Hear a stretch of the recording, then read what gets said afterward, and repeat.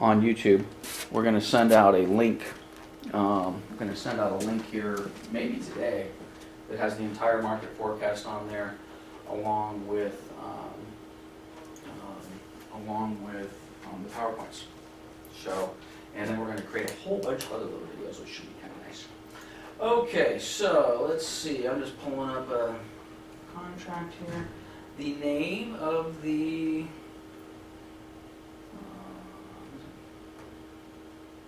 residential RPA. There we go. Residential purchase agreement. Good. All right. So here is our form. Let's just do a real brief summary of the form itself. It's 8 pages long plus a 2-page addendum, which is not part of the contract. So if I go to page 8, apologize if I'm nauseating anybody here. Contract ends here. Okay, the last 2 pages are not contractual. The last 2 pages are disclosures, which is the buyer's inspection advisory. We're not even going to spend any time going through the buyer's inspection advisory because 2 weeks ago when I was here, when we were doing disclosures, all of the stuff that we talked about in the disclosure class is just repeated in the buyer's inspection advisory. Get an inspection, check your lot sizes, check the neighborhood, all the rest of that sort of stuff. Having said that, and it's been this way for years, whenever you pull up the residential purchase agreement, the last 2 pages of that are the buyer's inspection advisory. So I just starting with what's not part of the contract. This is a completely separate deal, but many years ago the decision was made to just include it as the last 2 pages of the RPA, even though again for the 5th time it is not a contract. So let's start with the title. Literally we're going to start with the title. California, which by the way, you don't want to use this form anywhere else. And by the way, once we get our license is not good anywhere else. California license is for California. Having said that, the contracts for Nevada, Arizona, all the rest of that are materially the same. Very, very similar to what we have here. But anyway, we've got our California Residential Purchase Agreement. I already have a problem with this form. When I first got into the business, it didn't say agreement. It said contract. Okay? And what were you told when you were by your parents when you were growing up? Never sign a without reading it first. Contract without reading it or getting an attorney, yada yada yada. If you go to sales trainings classes, when it's time to have your buyer or seller or whoever sign it, you're told never give them the pen and say, oh Matt, let me just get your initials right here on the contract. Because people get afraid when you say contract. Oh, I have to talk to my attorney, yada yada yada. So with that mentality in place, we took the word contract out, which I absolutely disagree with, because this is a contract. But at any rate, we replaced it with the word agreement. It doesn't make it any less valid. It is still a contract. But again, we are now the Residential Purchase Agreement, also referred to as the RPA.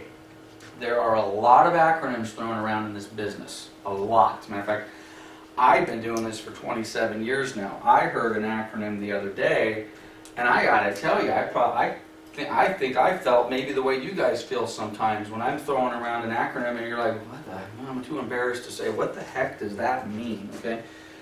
I gotta tell you, whether you're in this class or whether we're in the office and we're at our sales meeting and someone throws out, for example, a BIA, how in the hell is anybody supposed to know what a BIA is? Okay, depending on what industry you're in, it might mean something different.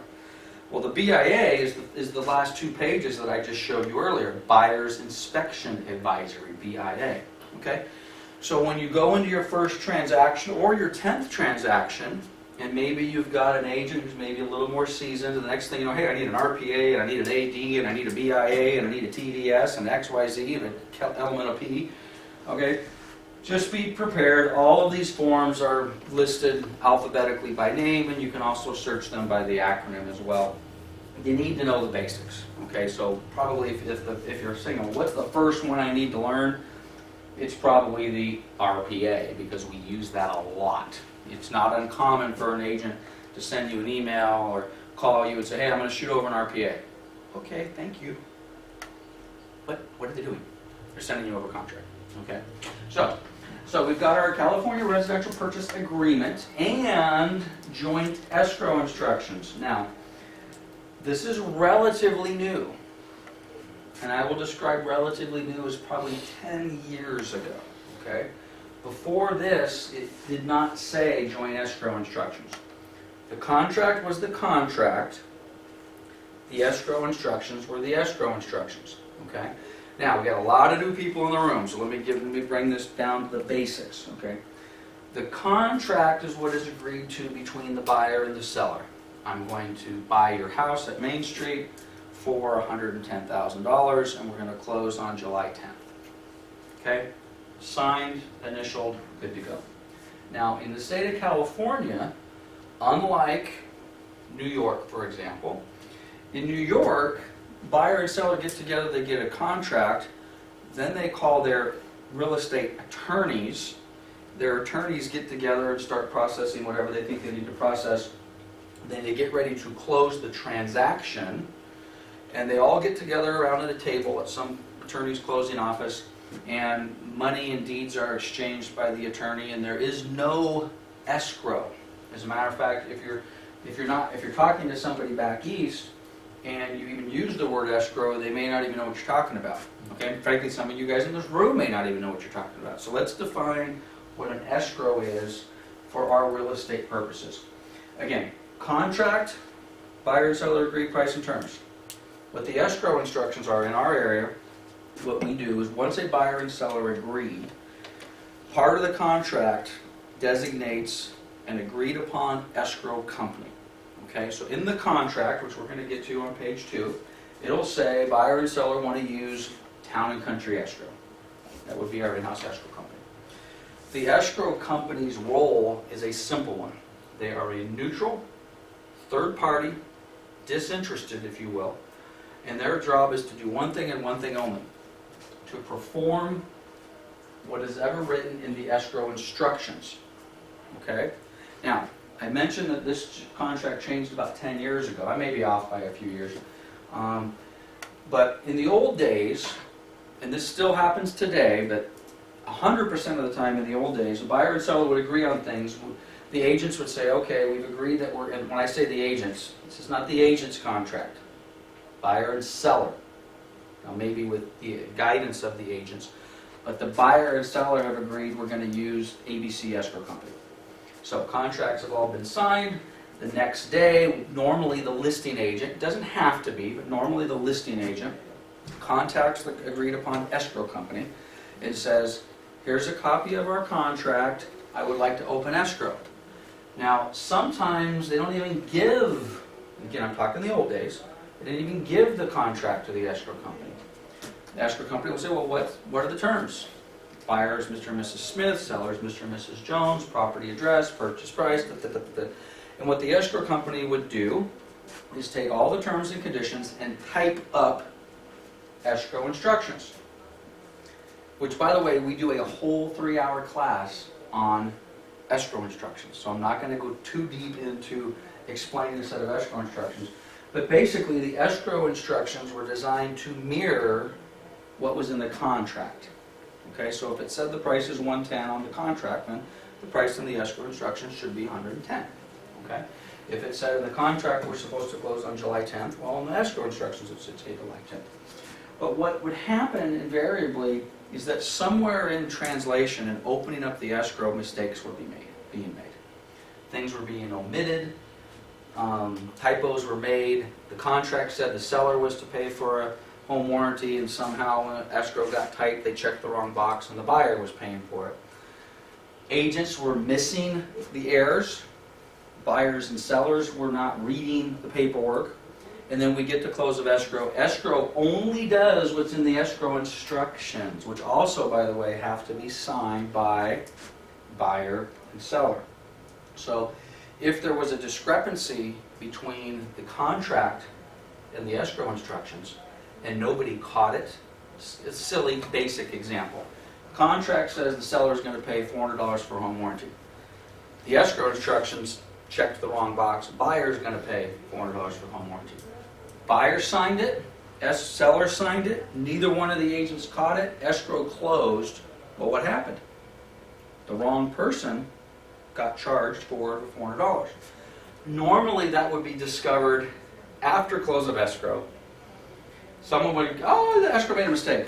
Well, maybe they did. But guess what? Buyer, you signed off on it. Seller, you signed off on it. None of you agents caught it. So escrow would say, well, we're sorry. So that's a long story to get to what happened 10 or 12 years ago. So many years ago, we got together and said, since escrow is basically copying what's on the contract anyway, why don't we just make the contract escrow instructions as well? Okay? So that was, again, many years ago, probably 10 years ago. So now the contract itself also serves as the escrow instructions. So on every sale we have, a copy of the residential purchase agreement and joint escrow instructions is given to the escrow company. And if you get down to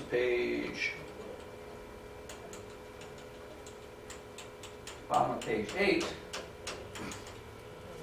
there is an area at the bottom of page 8 for the escrow company to basically acknowledge that they are accepting the contract as the legitimate form of escrow instructions. Now, having said that, a lot of escrow companies still will retype a good portion of this. So, bottom line is, when you're doing your first transaction, you really need to take your time, go slow, sit down with me, sit down with Mike, our sales manager, sit down with everybody you can to review, sit down with Cheryl on the loan side, although Cheryl will be more helpful before you're writing the contract, more so than after, because there's some financing things in here that she's going to be able to help you with. But at any rate, this is where the escrow holder would say, okay, I agree that this is the terms and conditions that we're going to use. Now, not all escrow companies will use this. Some escrow companies will say, nope, we don't agree to use your contract as part of our escrow instructions. Why would some escrow companies not want to use the contract as part of our escrow instructions? Who sat through my bad offer class? Okay? Okay, well, we've got another class that's titled Offer Negotiations and Presentations. There's a video of it on there. We're going to do it here in a few weeks. And the problem is most of the agents that are writing contracts today write terrible contracts. And guess what? The agent on the other side of the deal has their client sign off on what is a terrible contract. Blanks, boxes that are checked that shouldn't be checked, asking for things that they shouldn't be asking for, conflicting portions. One part of the contract says the buyer's going to do this, the other part of the contract says the seller's going to do it. So a lot of the escrow officers are like, no, we don't want to inherit a poorly written contract in the beginning. And frankly, this is one of those areas where your escrow officer can save your butt. Because if you have entered, for example, you may say, Lance, I don't quite understand how this happens. Just trust me, this happens all the time. Okay? In the contract, in one section of the contract, it'll say, seller to credit buyer with 4% of the purchase price. Let's keep it simple. Purchase price is $100,000, so that means what? The seller is crediting the buyer with $4,000 to be applied towards, let's say, closing costs, right? Somewhere else in the contract, instead of saying 4%, it might say, what this agent might be thinking is a restatement, seller to credit buyer with $3,500 of purchase price. Well, wait a minute, well, which is it? Is it 4% or is it $3,500? Now, the math on $100,000 is a lot easier. But what if the sales price was $275,500 and the seller agreed to pay 2.5%? Okay, who knows what that is right now? Anybody? Anybody? Okay, you don't know. Okay. Okay. So the contract says 2.5% of $275,500. So, but then somebody did the math, but they did it wrong. So they calculated what that was, and they came up with $6,000. So somewhere else on the contract it says $6,000. Nobody caught it, because nobody's the math wizard. They said, well, what is 2.5% of that? Oh, I guess it's about $6,000. Well, it's not. So now the escrow company has what? 2 conflicting items in the contract. So as an example, your escrow officer, if they're good, they will catch that, which, by the way, unacceptable. Okay? I was in a broker-owner meeting last week, and one of the things that one of our peers used, another Coldwell banker office up in Washington State, I love this thing. They've got some marketing materials and some pieces that they use, and one of their slogans, if you will, is Coldwell banker Donovan, I think is the company, or Danforth. Coldwell banker Danforth, they're in Seattle. We write good contracts. I like that. I liked it too. Okay? Because, quite honestly, if we're being honest, as an industry, the industry does not write good contracts. I just told you that. We write poor contracts, sometimes terrible contracts. So, but anyway, if you do make that mistake, a lot of times your escrow officer will be able to pull your bacon out of the fire. And let's assume that they don't. Let's assume this whole thing gets missed. When does that get caught? That the 2.5% is not equal to $6,000. Normally it ends up getting caught right around close of escrow. The escrow officer is calculating fees, all the rest of the sort of stuff. They're getting ready to do their estimated HUD-1. They're going to send it over to the lender. And all of a sudden they realize, ooh, we got a discrepancy. Now normally in a discrepancy like that, one party benefits, the other party suffers. Okay? Well, if you're the party that suffered, guess what? You're going to be like, well, that's not right, fix it. You know what we meant. What we meant was that you were supposed to pay the larger dollar amount. Well, if you're the party that benefits, it's like, well, tough noogies. Right? And neither one of those work. Because normally, guess who ends up paying the difference? The agent. The agent. Agent ends up paying the difference on these things. So, at any rate, long story short is we are going to end up with at least 2 sets of documents when we're processing the transaction. The contract and a set of escrow instructions, which includes the contract. But in addition to the escrow instructions, in addition to the contract, the escrow instructions will include things like commission disbursements, statement of information, which things the buyers and sellers have to fill out, some forms for tax purposes, are you reporting this to the IRS, who are you, all sorts of other documents, are you agreeing to prelims, and so on and so forth. So, at any rate, so we finished the title. How's that? That took 20 minutes. So, all right, so let's move along. Date, upper right-hand corner. Date is important, okay? However, I want to draw a distinction. This date is the date that the contract was written. It's normally how you do this. On page 8, which, by the way, you're going to notice the date is at the upper right-hand corner of every page. When we get to page 8, on the signature block, there's another spot for a date. What date is this? The day they sign it? The date that they sign it. Okay. Normally, the date that the contract is written and the date that they sign, most of the time is the same date. I'm getting together with you on Saturday, you like the house, let's go back to the office and write it up and type it up. You put in, May 8th, and they sign it on May 8th. That's clean.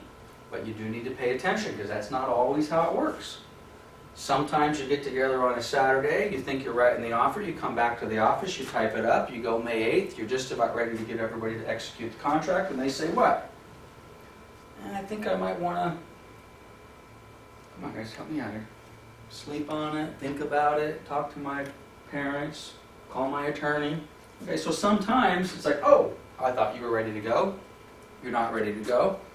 Take it with you. Sleep on it. Call me tomorrow. Okay, so let's suppose tomorrow that they come in and they sign this on May 9th. Is that important? Yes. And sometimes it's not just the day after. Sometimes you'll have a contract that was drafted on May 8th and it's not signed until June 8th. Now that is not best practice, okay? I would suggest if you wrote a contract on May 8th and that buyer doesn't sign that thing within a couple of days, I would redraft it, okay? And in some cases, I could probably make the argument that if they don't sign it that day, I'm going to redraft it. Because having these dates different can cause massive amounts of confusion. And you're going to understand why here in a minute. Okay, so date's important. Now again, normally the date is the date that a contract is written, and hopefully that corresponds to the date that they're signing it. This is this is a transaction that we pulled up on River Run just as an example, so a few of these blanks are going to be filled in.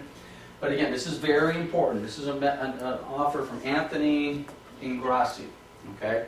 Now, just like in the listing agreement, I think a couple of you have sat through the listing class more than once, or maybe once, or not at all, that in the listing agreement, one of the things when you're listing the property with Mr. or Mrs. Seller, it is extremely important to know who your seller is, okay? Not Matt. Is it Matt, or is it Matthew, or is it Bartholomew, or is it God knows what, okay? I know you as Matt.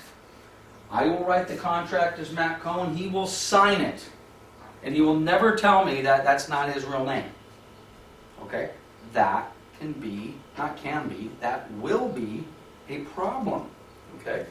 Same thing with middle initials. Same thing with juniors and seniors and Lance Martin III or whatever it happens to be. All of that stuff is important, and how the buyers and sellers hold title. So when you're sitting back and you're filling out your buyers, and you've got Matt and Judy Martin, well, you have to have a little gut, and it's not necessarily what their driver's license says either, because the driver's license names aren't necessarily the names. I've seen that a lot. That happens a lot. Yeah, well, yeah, you'd be amazed. This happens a lot, especially with Hispanic families. Oh my God. I could bring Drew in here and he can give you 36 stories of, okay, it was, this is going to sound a little derogatory, so I'll leave it out, but multiple names, okay? Lupe, Maria, Garcia, whatever. Okay, I think we got them all in there. Well, no, it's not. It's Lupe, Maria, Guadalupe, Garcia, blah, blah, blah, blah. And when you make those mistakes, and I got to tell you, we've had this happen where the person didn't even know what their real name was. And I'm not kidding you, because that name was given to them when they were a kid and they never used it. It's crazy, crazy stuff. So know who your buyers are. Make sure you know how they want to hold title. Middle initials or not. Sometimes it's important. People, no, it's not Lance E. Martin. It has to be Lance Eric Martin. Really? Okay. Well, let's put it. Then I spell Eric wrong. E-R-I-K. No. E-R-I-C.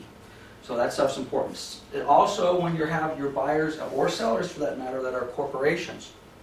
Got a lot of investors running around out there. Again, I point to Drew because he helps me with all of our clients on the buy and sell side on my stuff. And just this morning, we wrote a contract for one of our we have an investor, if you will, that does business under multiple different LLCs. Okay? We met with them 2 weeks ago, and they said, buy this house. We said, great. What entity do you want to buy it under? We want to buy it under U.S. Energy, LLC. It's the name of their company. Great. We write the company under U.S. Energy. We opened escrow today. Guess what?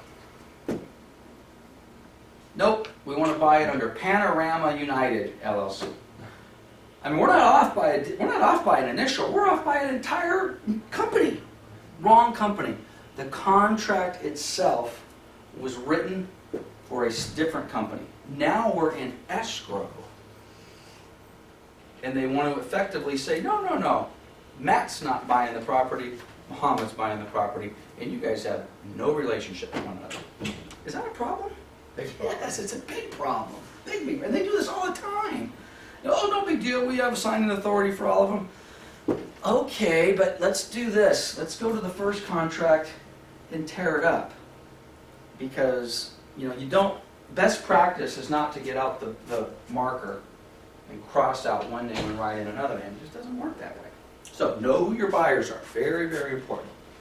Okay, address. Again, know the property that is being acquired. I think I told this story in a class before, but it's worthy of telling again. About 6-7 years ago, we came this close to closing escrow on a house that was not the house that the buyer wanted to buy. We're showing this as an agent in our office, a good agent, by the way. This was not a rookie. This was an agent, seasoned. They're out showing property, and you could see how this could happen. They're out showing properties. They saw 20 properties that day, and they went to a house on River Run Circle, and they loved it. But they saw 2 houses on River Run Circle that day. The agent gets back, and they like both of them. Agent gets back and writes the offer on 10346 River Run Circle. Contract is accepted by the seller.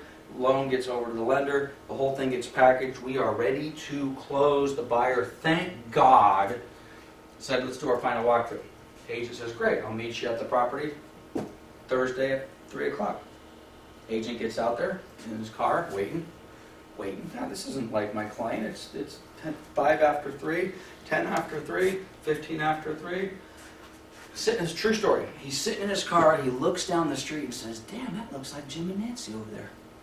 10 houses down on the opposite side of the street. Then he goes, oh, crud. They were sitting in front of a house, the other house that they looked at. The buyer thought nothing. The buyer's like, I want to buy this house.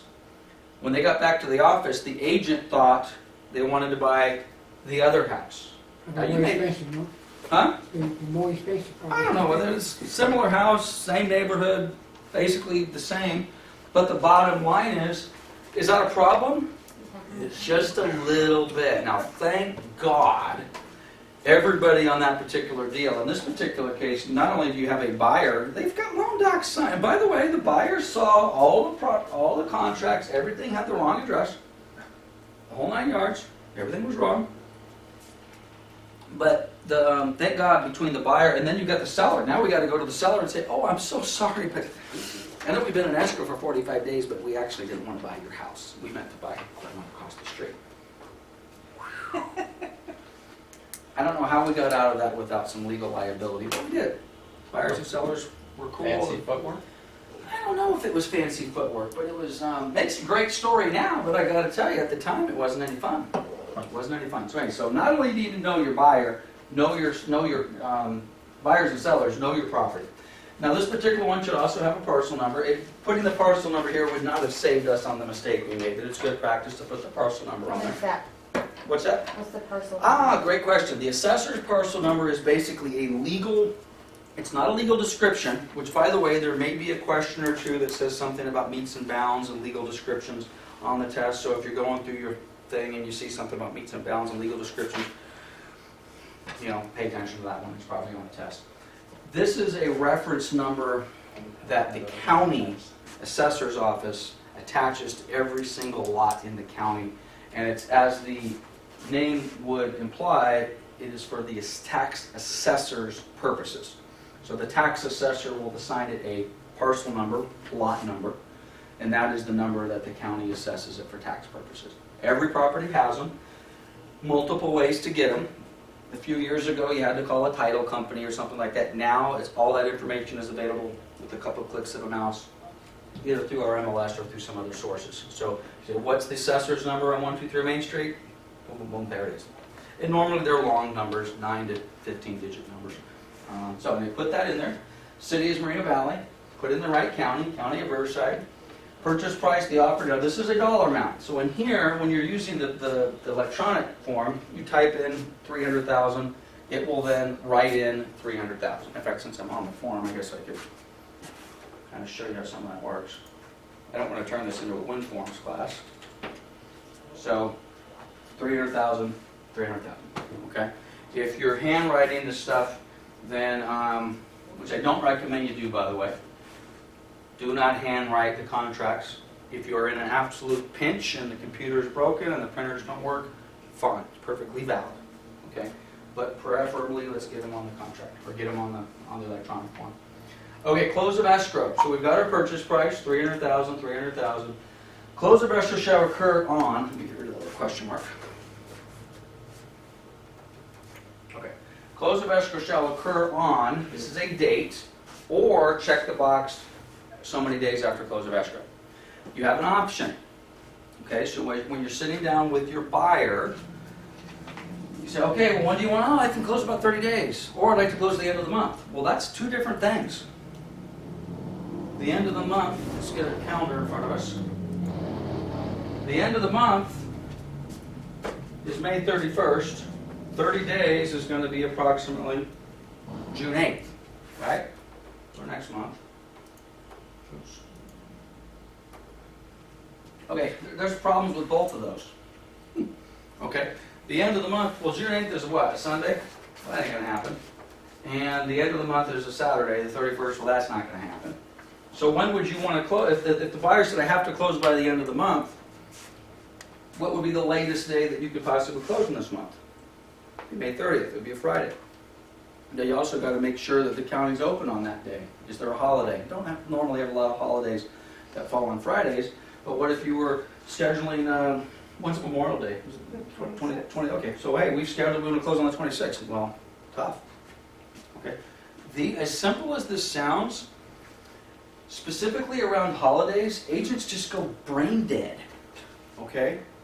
They literally just go nuts. It's like, you need to get a calendar in front of you, which, by the way, whenever I can avoid it, I never agree to a certain number of days after acceptance. Most agents actually prefer to say 30 days after acceptance, and there's a reason to that, which we'll get into for a little bit later. I am not a fan of that. Is it legally acceptable? Sure it is. Will it cause you some heartburn and pain later on? More times than not, it will cause you more trouble if you put in a number of days as opposed to a hard date. This is why I like a hard date. Pretend Muhammad is our buyer. When you want to close? Well, I can close anytime. Let's say it's a cash deal. We don't have any financing to deal with. Let's also pretend for a moment the property is vacant. Probably the best of all worlds when it comes to trying to close escrow. Okay, you can close anytime. So your funds are ready, so you think you can close in a couple of weeks? Yes. Okay, so let's get the calendar up. Okay, so a couple of weeks from today, let's say we get the offer written today, we get it accepted tomorrow. So a couple of weeks would be around the 23rd. You've got all your money, correct? Yes. It's literally you could go right now and go to the bank and get a cashier's check or wire it. Yes. Okay, those are good answers. Now sometimes when they say, oh yeah, I'm ready to go, oh, I just got to put in a request to my funds administrator at Merrill Lynch. Have you ever done that before? Well, no. Well, you know how long it takes? Well, they told me it took a few days. I don't know. Because I'd had that conversation go on where a few days took 3 weeks. So, but let's pretend for a minute he's got his money liquid, and now we got to talk to the seller. Say, hey, the house is vacant, I'm good to go. Is there anything that you need to do? You need to clean out the garage. I've got a house right now I'm trying to sell, it's vacant. I cannot get the darn seller to trash out the stuff. Can't get him to trash it out. It's a relative who died and left a whole bunch of crap in the house. I've been talking to him for 6 months. We've had the thing listed for 2. We still have a house full of personal property. Can't get him to trash it out. If we were to go into escrow today, and Muhammad wanted to close escrow on that in 2 weeks, I'd turn to the seller and say, can you get this stuff out? Oh yeah, sure. Really? You've had 6.5 months to do it. I don't have a lot of confidence that you're going to do it in the next 10 days. And by the way, the seller lives in Florida. So these dates are important. So you just don't throw a date on there, okay? And in addition to picking a date, be thoughtful. Go to your calendar. I'll give you. Let's prepare ourselves. Okay. Well, we just found one. Memorial Day, the 26th, right? 26th. So we're certainly not closing on that day. A lot of people might want to say, hey, let's close on the 23rd because I got a 3-day weekend that way. That makes sense. That makes perfect sense. Let's change the situation a little bit for Muhammad is not cash. Now, cash deals, we have a lot more control. But he's getting financing. And let's pretend this is not just 2 weeks away, but it's 30 days away. Let's pretend Cheryl's doing our loan and everything's perfect.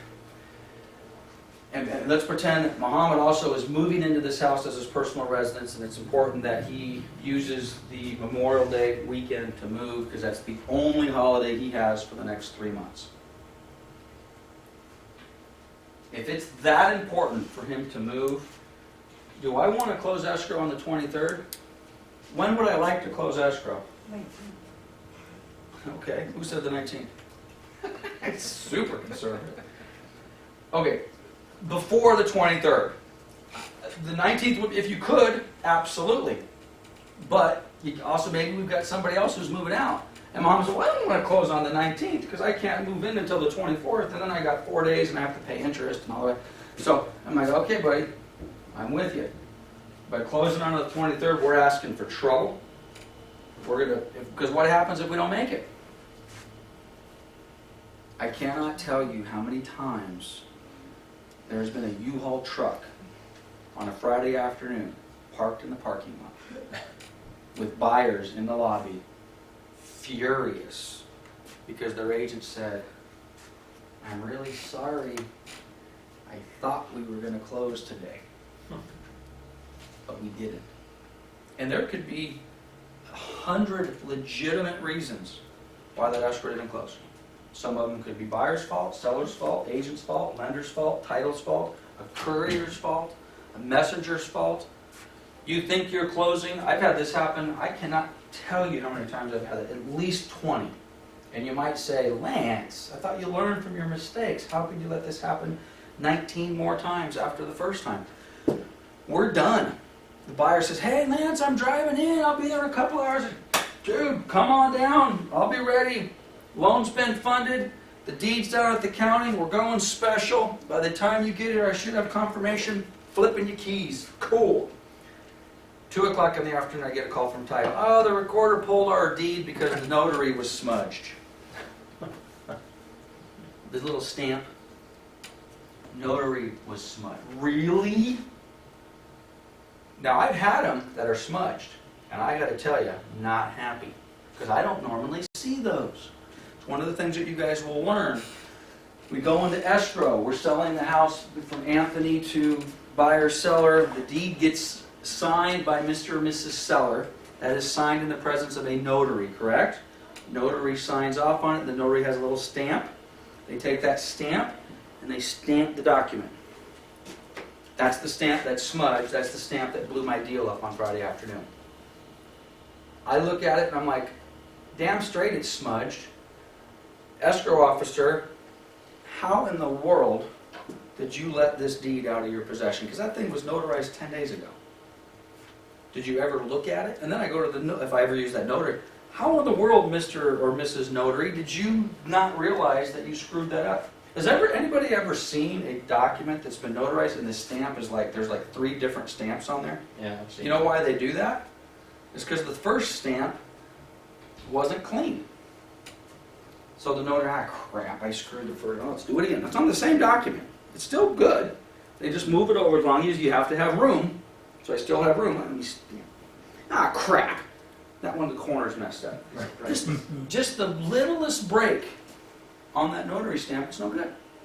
So that's pretty darn frustrating. So when that's happened to me, and whenever it's happened, and I don't know, I got to tell them, to be honest, as thorough as I like to think I'd be, I don't go to my escrow officer before close of escrow. Say, let me inspect the notary stamp on that grant deed to make sure I'm not going to have. Well, I've had it blow up. And then quite honestly, I've also had them where the county recorder has kicked them back, and we're all looking at each other like, there is nothing wrong with that notary stamp. That notary stamp is as clean as, what in the world are they talking about? Well, they didn't like, this little border was a little darker than that border. Are you kidding me? I've seen thousands of these go through, just as good or better than that. So little stuff like that's important. So when you're picking these dates, you got to be careful. And Cheryl's saying close 4 or 5 days early, which might be a little much, but I would sit back, whatever date we chose, I would sit down with Muhammad, I'd say, okay buddy, I need you to know something. You've told me 17 times it is absolutely imperative that you move in over this weekend. I got the message. What happens if you can't? What does that mean? If for some reason we cannot get this escrow closed that you move in, are you still a buyer? Because the answer might be no.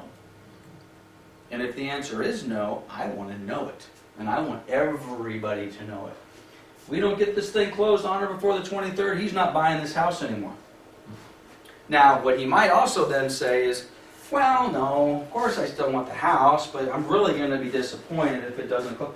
Okay, Muhammad, remember those words. Because I might have to remind you of those words on Friday, May 23rd, just in case something goes wrong. Okay? I want to prepare my clients. I want to make sure their expectations are reasonable. Okay? Because if you put in the contract, close of escrow to be on or before May 23rd, what is the buyer and the seller thinking in most cases? We're closing what? On the 23rd. Right. Guess what agents... you know what times I've heard the following? And this is what drives me crazy about this business. We write a contract. An agent. I write the contract and I put May 23rd. Buyer's thinking the 23rd. Seller's thinking the 23rd. We're now we're a week before. We're on the 19th. And I'm one agent and Matt's another agent. And I call you and I'm like, hey, how are we doing, man? We got 5 days left. I haven't heard anything about loan docs. Mine still hasn't moved his crap out of the garage. Right. What's going on? And then I say, well, geez, we've only got 5 days. We're closing on the 23rd. Ah, yeah, we're shooting for it. Or lenders are good for that. Lenders are great for that. Hey, how are we doing with the appraisal? We got the appraisal loan docs. We're supposed to close on the. We're shooting to make that date. What? No, it's not shooting, that's the date. You're shooting? Oh, it's a target date. Our target date is... The close date. Where does it say we will shoot for? Or the target is, it says, close of escrow shall occur on this date or before. What happens if we don't, which is one of the reasons I asked Muhammad the question, what happens if we don't close on the 23rd? Are you still a buyer? Because contractually, if we don't close on the 23rd, you're out of contract. You may not have to buy. Quite honestly, the seller, which is another conversation you need to have with the seller. By the way, there's a lot of pressure in this business. Okay, let's just suppose for a moment, we just talked about the buyer's side of this transaction. Muhammad needs to get in. It's the Memorial Day weekend, yada, yada, yada. But he's also said, yeah, but if it doesn't, I'll be disappointed, but I'm still a buyer. Well, have we even talked to the seller?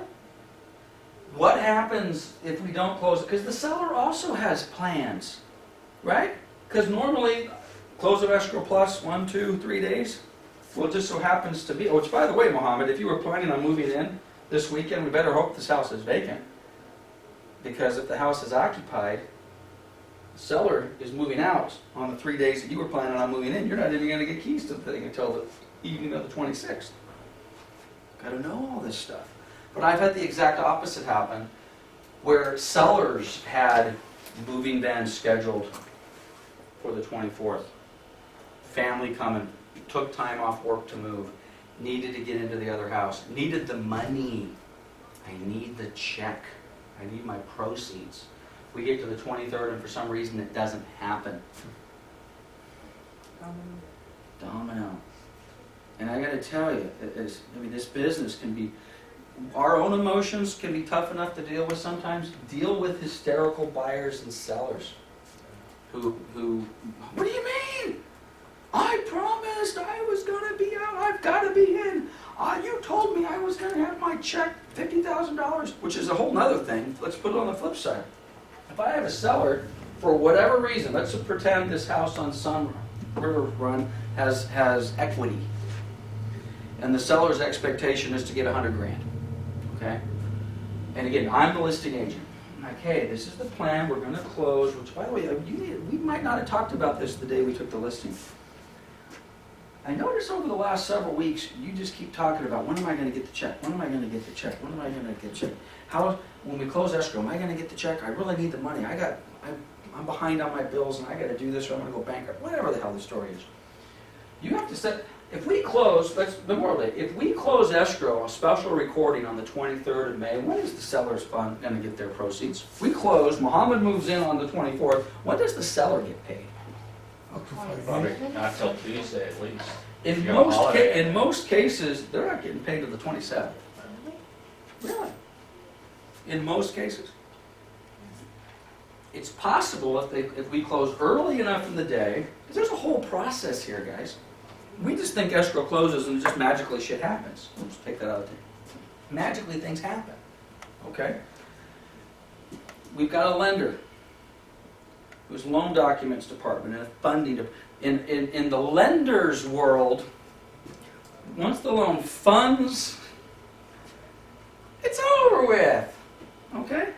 Loan funded. Okay, well that's one of the steps that gets us closer to funding. Normally funding occurs the day of or the day prior to recording. Okay?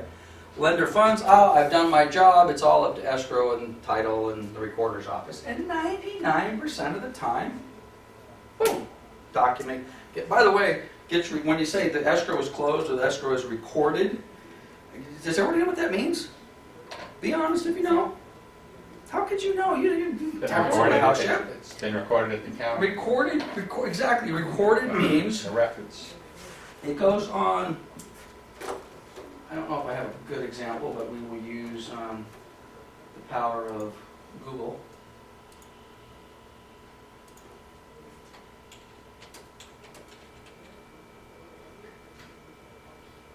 Copy of recorded deed. Just use that as. Yeah, how to get a copy? I lost mine. What images? We didn't find it. Oh, here you go. Okay, not the best copy in the world. Actually, I don't like that one. Let's,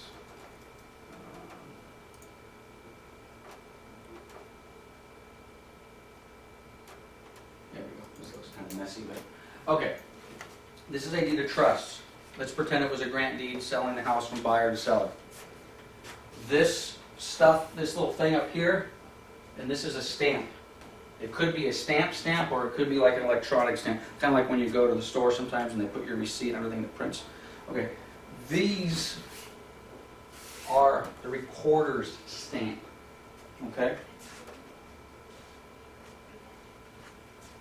State of something county, Sherry Robertson Heskey.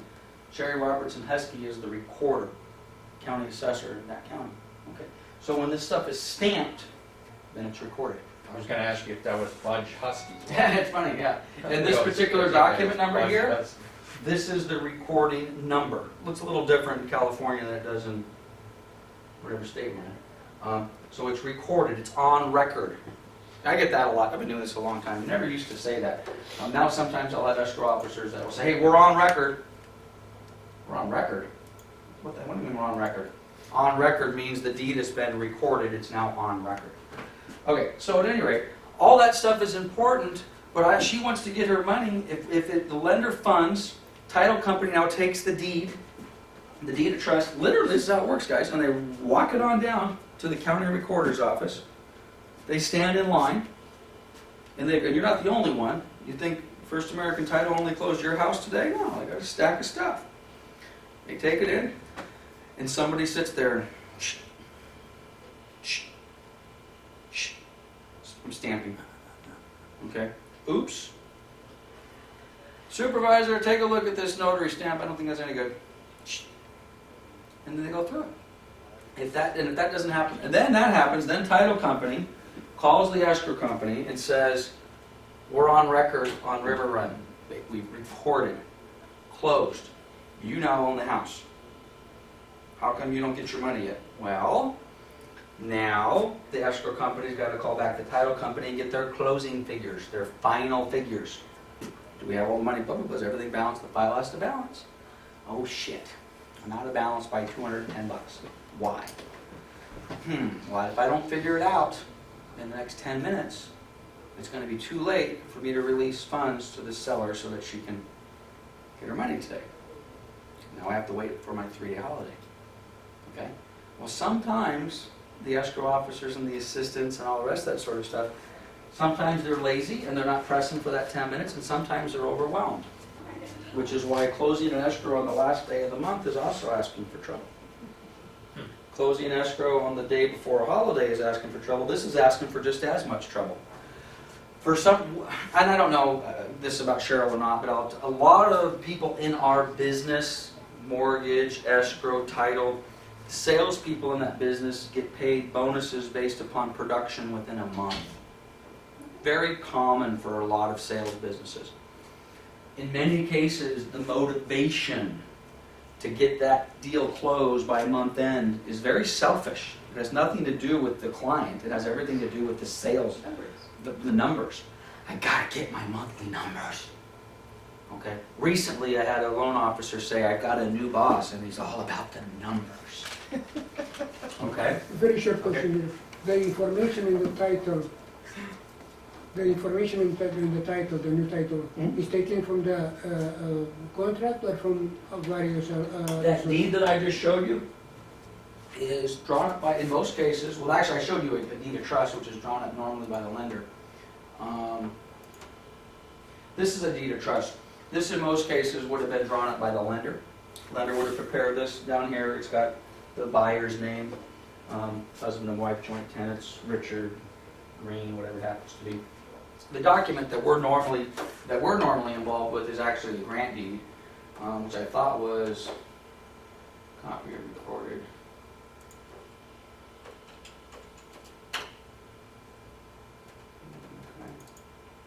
Okay, terrible image, but that says grant deed. These are normally prepared by escrow. The names, which you can't read on here, are taken from the contract.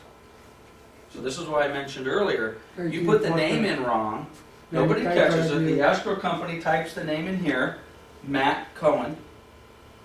He doesn't know any better, he's just not Matt Cohen, or whatever. Then it gets to the lender says, "Whoa, wait, who's Matt?" You're Matthew, brother. Oh, hell. Got to amend the contract, got to throw this away. Matthew R. Matthew R. And maybe Richard? Matthew.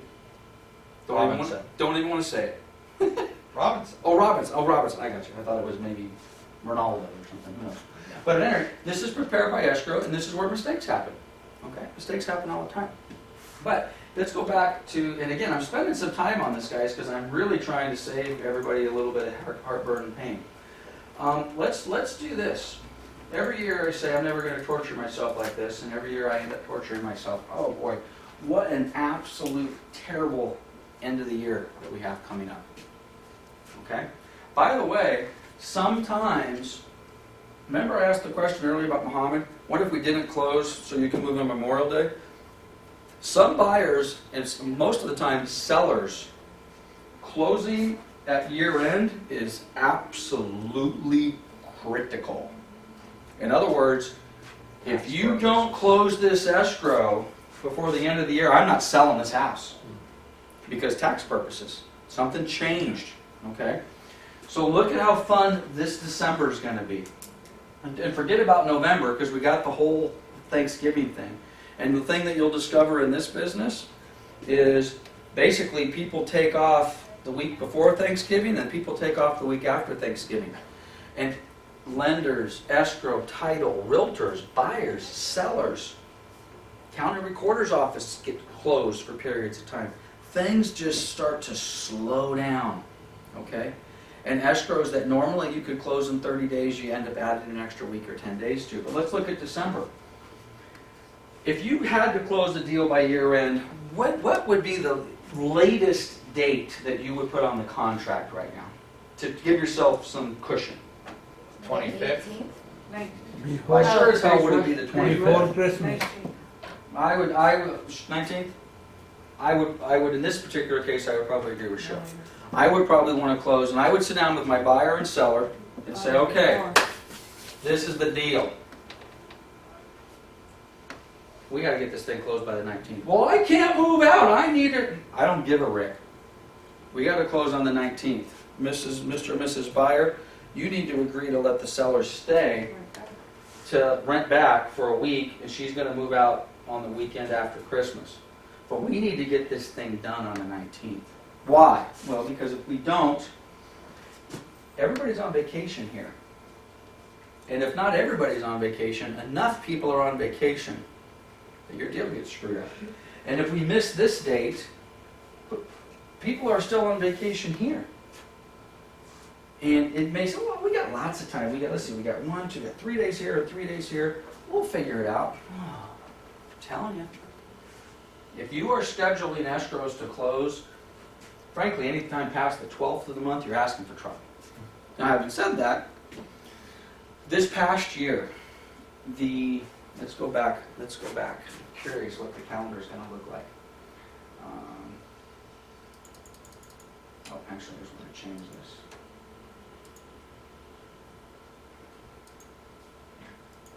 Okay, this is last year. I went on vacation, pretty much very similar to what we just experienced. It's just off by 1 day, right? I checked out of the office. I went on vacation. My last day of the work was here. I didn't come back till January 3rd, I think. We closed on the 23rd, 4th. I think the recorder's office was open. I think we were open Thursday, Friday, and Monday, and the 31st. We closed 27 escrows. When I went on vacation that day, you know how many escrows I expected to close between that day and the end of the year? 2. It was a miracle. And the agents and the escrow officers and the lenders and everybody that was involved in those transactions, I can assure you, they were all biting their fingernails. And frankly, some of them probably didn't, or were bummed. Can't believe I'm working today. I worked on Christmas. Yeah. So, anyway, long story short, guys. One question. Yes. Is not a good time to give that middle of the week, to close that escrow? Hey, I have a phrase. The only good escrow is a closed escrow. Whenever you can get it closed is a good time. So you get your buyers, and I agree 100%. Let's close on Friday or on Monday, or on Tuesday or Wednesday. Oh, I don't want to close because I need 3 days to move out, and my 3 days start ticking. Is that the only reason you don't want to close a couple days early? That's the only reason you don't want to close. Great, then let me work that out with this buyer. Let's get the deal closed on Wednesday instead of Friday, and then I'll see what I can do with the buyer to get you a couple extra days to move out. The only good escrow is a closed escrow. Stuff happens, guys. Stuff happens. And unfortunately, when I make a statement like that, a lot of buyers and sellers look at me like, you just want to get paid. Yes, I do want to get paid, but I've done this a long time. And stuff happens. Let's get the deal done. If the buyer, and let's forget about what the buyer and seller are ready for a minute. If escrow and the lender and title are ready, we close. Okay? And it's up to you guys as agents to be strong when you're delivering that message. Hey, we're ready. We're a week early. Let's close it. Well, wait a minute. I don't always win that argument, but I know you guys were expecting next week. Let's close it now. Let's make it happen. Now, sellers moving out, buyers moving in, create some additional negotiation topics, but a lot of properties are vacant or whatever else. Close it. Be done with it. Yeah. Can you write in on or before? Yes. And that covers? Yeah. You can. But along that point, let's suppose we did put a hard date where it says on the 23rd. Well, it's the 23rd. So now if somebody says, no, I know you guys are ready, but I'm not ready. Contract says the 23rd. Okay, fine. Let's close on the 23rd. But I got to tell you, I could tell this 1,000 times. We have had deals that we were ready to close early, and for some reason one of the parties didn't want to. We were ready to close a week early, and then we got to the date we were supposed to close, and at the last minute something popped up, and we lost a day. And that day happened to be over a weekend. I'm like, I told you. Well, how? The notary smudge. Everything is perfect. We are ready. We're going to close. We waited because you told us to wait, and then we got here, and then unexpected thing happened, and the deed got pulled because of notary smudge, and we lost the weekend. If we had tried to record the week early, we would have still had the same problem, but now we could have had an extra, the next day or the following Monday, we could have got it closed. You will learn by experience. The highs and lows in this business will torture you. Okay? I have a saying, which a few of you have heard, that you will go from the heights of exhilaration to the depths of despair, literally in a millisecond. Okay? I'm a firm believer in what you think is what you project, kind of the old Dale Carnegie? Dale Carnegie, Think and Grow Rich, thoughts are things, what you think you project, what you think you are. I absolutely know that's a fact. I'm sure everybody in this room can think of a time when you were just flying as high as you've ever been. The phone rang, you got a piece of information, a piece of news, and within a second, you went from as happy as you had ever been to the floor. Physically ill, just ugh. And then a second later, you get another phone call, and you're back up. I'll tell the truth. This is why it takes 3 hours to get through the first 2 pages, because I have a bunch of stories. True story. And we haven't done a class on 1031 exchanges, so let me just tell you basically what a 1031 exchange is. You have a house, you want to sell it, you want to avoid paying taxes. If you do a 1031 exchange, it defers about $50,000 worth of tax on your particular escrow. I'm selling your house. True story. Okay? We talk about it. We're going to do 1031. Yes, we're going to do 1031. Blah, blah, blah. It's very simple. When I open escrow, and I did put a note in the contract, we're selling... Kelsey? I don't know why let me start with it. Kelsey's doing a 1031 tax-deferred exchange. I put it into escrow. It has to be documented. Escrow takes care of it. I'm done. It takes 30 seconds for me to put that, give that instruction to the escrow company. Little document that gets signed and it's done. This is 7, 8 years ago. I sell your house. Escrow closes. I'm driving from here to Hemet. I'm on the Gilman Road, whatever that road is, going out to Hemet. I get a phone call from my escrow officer. Lance! We closed escrow. Everything's great. Blah, blah, blah, blah, blah, blah, blah. Patty! This was a big deal. This was a $400,000 or $500,000. I had like a $20,000 commission check coming to me. $400,000 or $500,000. Big commission check. I'm ecstatic. I am, yahoo! All right? I call Kelsey. Kelsey! Want to let you know we closed escrow. Super excited. Blah, blah, blah, blah. Kelsey says, okay, hey, great. Lance, could you remind me one thing about how does that 1031 exchange thing work now? Oh. Okay. Height of exhilaration. A millisecond. I am in my car. I literally broke out in a sweat within a second. My stomach hurts. Kelsey, let me call you right back. I got another call coming. Shit. Now, I just told you my commission was about 20 grand. If I had made a mistake, I just cost you $50,000 in taxes that you were not expecting to have to pay today. 1031 tax deferred exchange defers the payment of those taxes. So instead of now thinking I'm $20,000 richer, I'm now thinking I'm $30,000 poorer, and I'm going to have a furious client, and I am sick to my stomach. Maybe a lawsuit. And a lawsuit. I call my escrow officer. Patty, please tell me that I told you that we were doing a 1031 exchange on Kelsey's property that we just closed. Oh yeah, Lance, we took care of it. Woo! I'm back up to the heights of exhilaration all over. I gave myself goosebumps just now because I remember the feeling. Up, destroyed, and back. Nothing changed. Right. It was still a beautiful sunny day. The birds were singing. Everything was fine. My wife still loved me. My dog was alive. Everything was going along fine. But I had 2 pieces of information that completely changed my entire mindset. Negative, positive. I tell you that story because this business, if you are not prepared to deal with that, will kill you. Okay? There's reasons that a lot of people wash out of this business early. And it's not all because they can't sell. A lot of them are because they cannot handle the emotional highs and lows associated with this business. And it's just like, this isn't for me. It's too much responsibility, in part. It's a huge responsibility. I screwed your deal up. I cost you big time, and it's a huge responsibility. Which is why these contracts are so important. If you write in here to do 1031 tax deferred exchange, darn it, it's your responsibility to make sure that's done. And I knew that, and I thought I failed. Okay, so we've got our closing date. I'm going to go a little quicker through some of this. Disclosure. We already talked about this disclosure. This is the agency disclosure form. Buyer and seller each acknowledge a receipt of copy of agency disclosure. Talked about in the disclosure class. Potentially competing buyers. This actually is also a disclosure. There's a form called DA, which basically tells the buyer and the seller that there's a possibility that there may be other buyers buying this property. So you may not be the only offer on the property.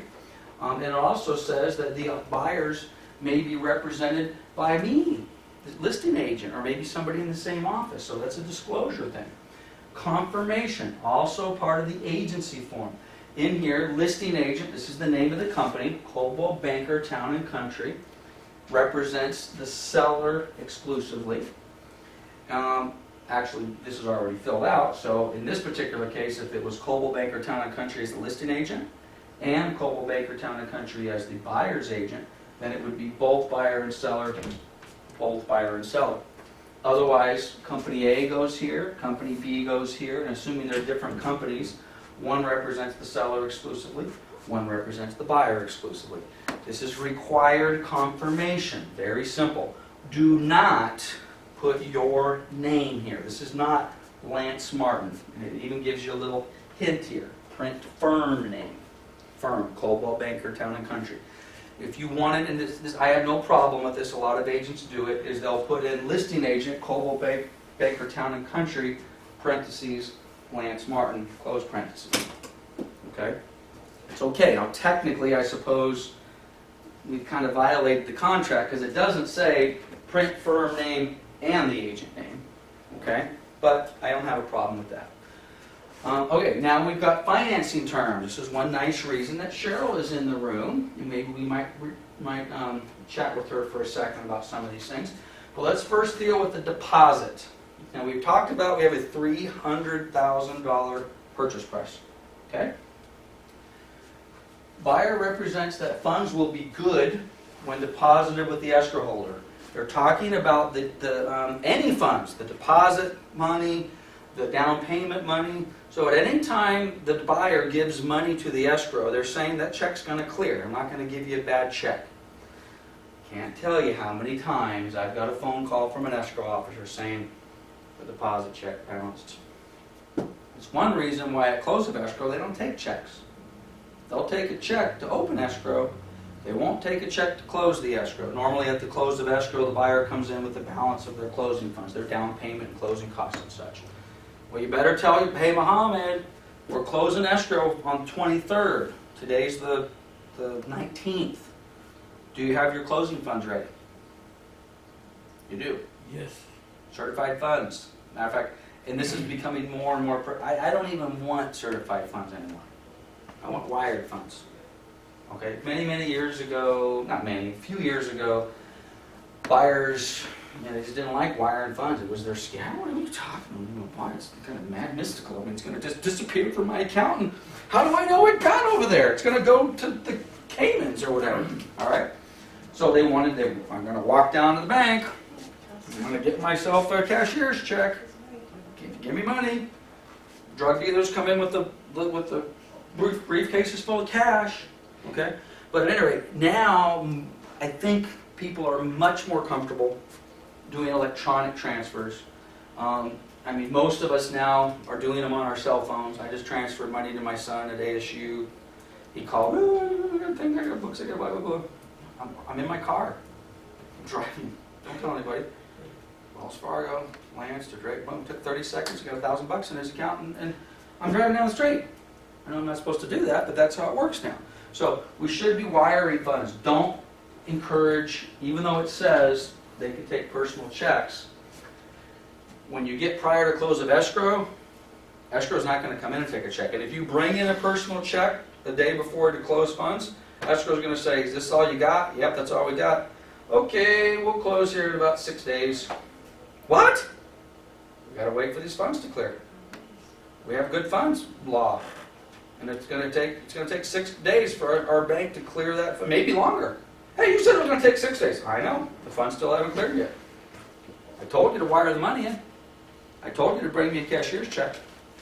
One question, what is the policy of Coldwell Banker about getting deposit? Well, great time to ask the question, because that's what we're talking about. Our policy has changed. I won't bother to tell you what it used to be, because that'll just confuse you. So, the contract is written differently than it was before. So I'm going to answer your question, just give me a chance to get through the whole thing. Deposit shall be in the amount of, there's a dollar amount that goes here. I told you the sales price was $300,000. On a $300,000 sales price, I would like to see a $9,000 deposit. 3% of $300,000, $9,000. There is a reason I want to see a 3% deposit, which is outlined on page 6 or 7 of the contract under the liquidated damages clause, and we'll talk more about that later. But ideally, as far as the amount of the deposit, I like to see about 3%. I don't really, if I am representing the buyer, I don't want to see any more than 3%. But I also don't want to see $500. $500 sends a message that Not serious. I'm not serious, unless I'm buying maybe a $50,000 condo or something like that. And even with that, it's 1%. I'm still not happy. Mobile home. Mobile. So I want to see 3%. Okay. Will I live with 2? Yeah, okay. $6,000 deposit. Okay. I'd like to see a little bit more.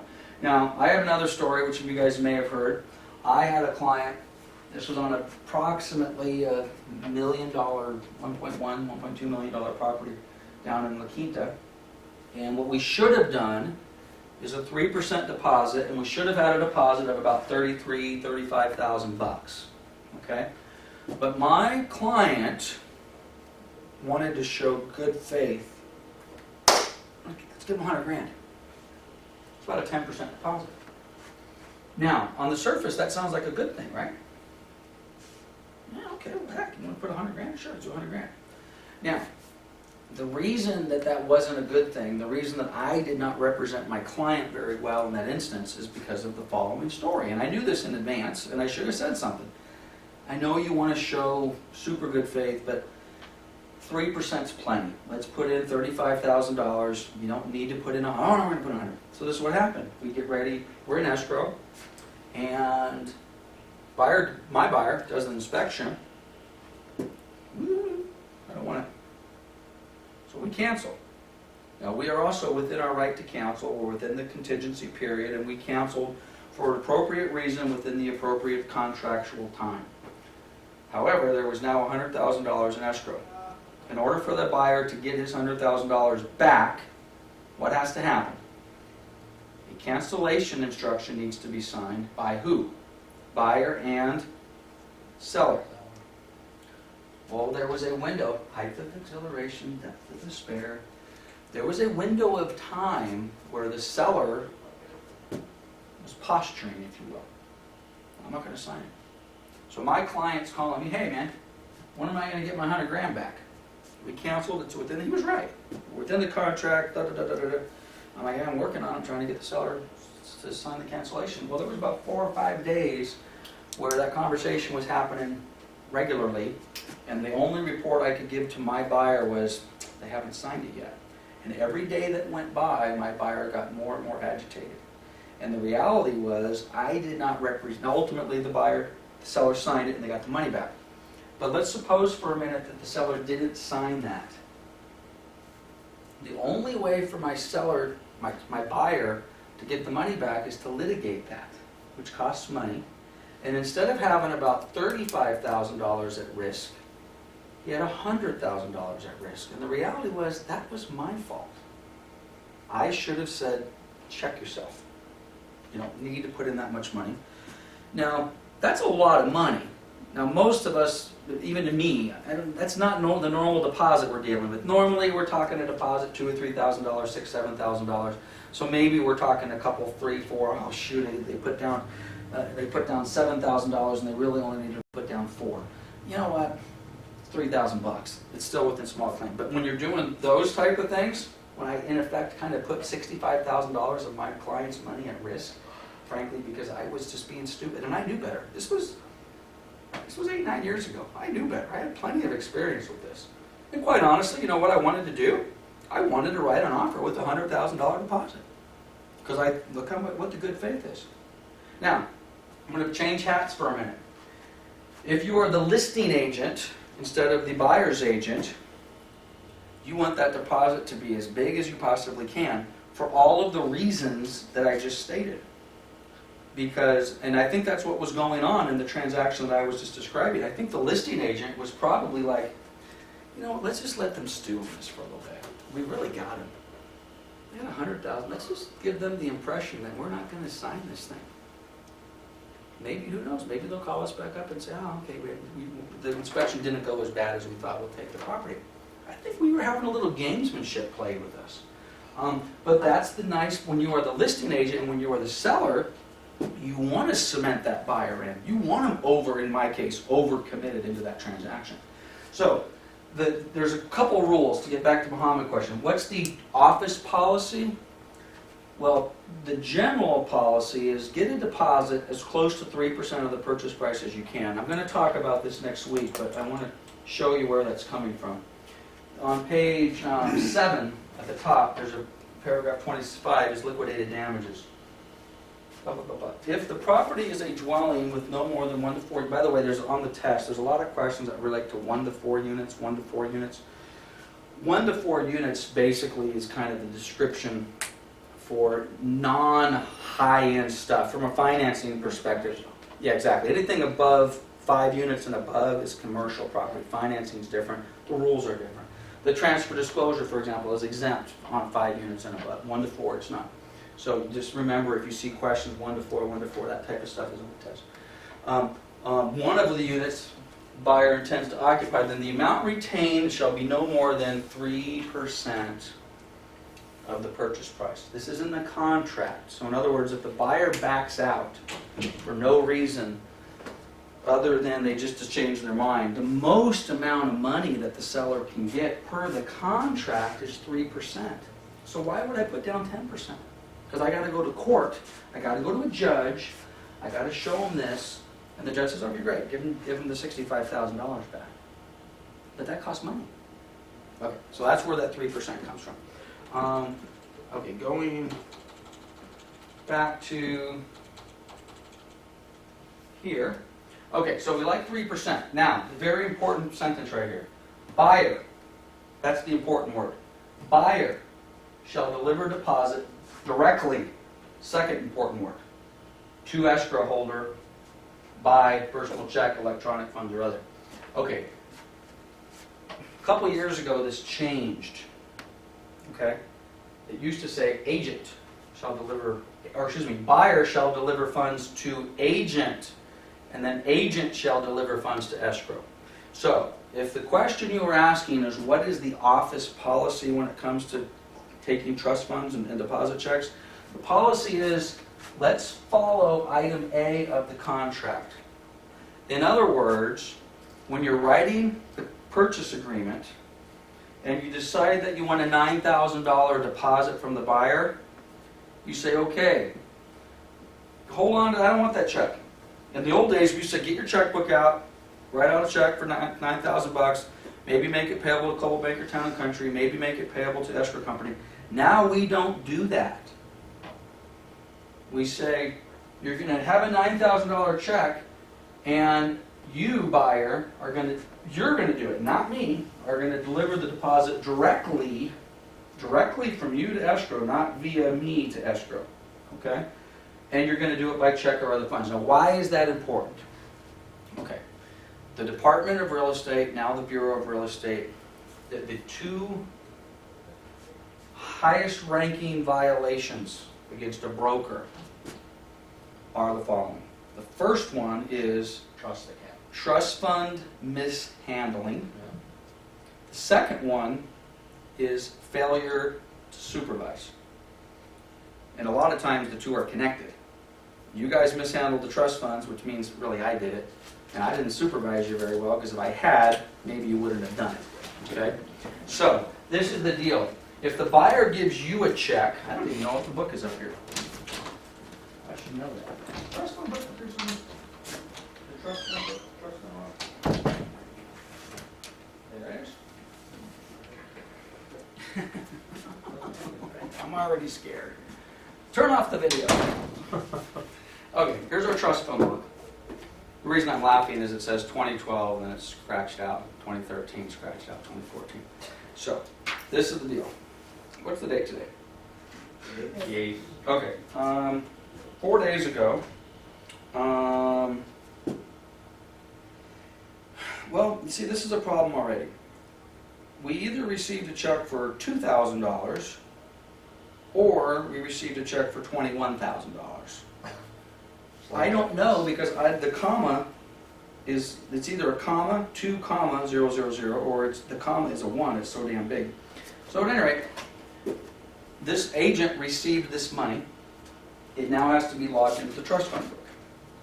Another agent received money, has to be logged in the. Actually, this particular funds was released. Okay, it was released back to the buyer. So here's another one. $5,000 was received and $5,000 was sent to Las Brisas escrow. Okay, this is how we handle trust funds. Okay, they got to get logged into the book. When we got them, when we got them, and these are all nice little pages outlining that stuff. This is dangerous because what ends up happening is with the best of intentions. Okay, you receive a check and then you forget.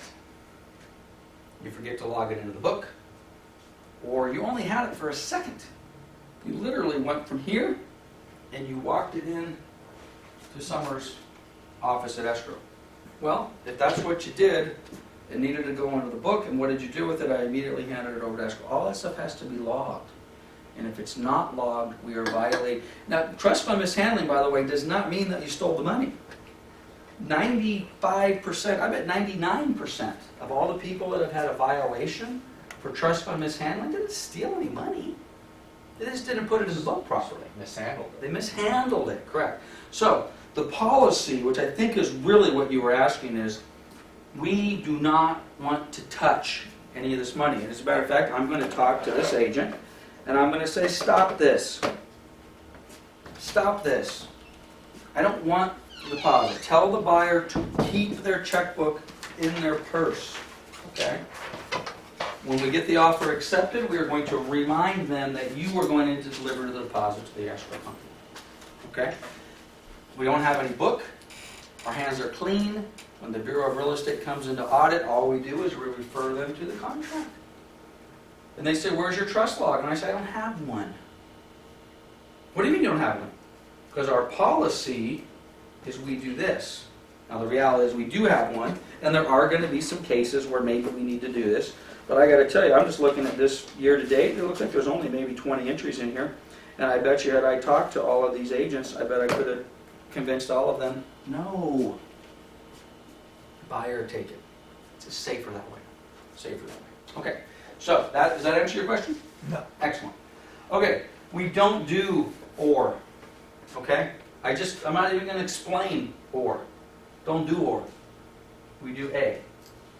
Because what this says is exactly what I'm trying to avoid. The buyer has given the check to me or somebody else, and then we have to account for it. Increased deposit. What that means is, let's suppose for a moment that we wanted to do a $9,000 deposit, but today the buyer says, all I can do is 5. But I can give you 4 more next week. Okay? So on the first line, we would put the deposit as $5,000.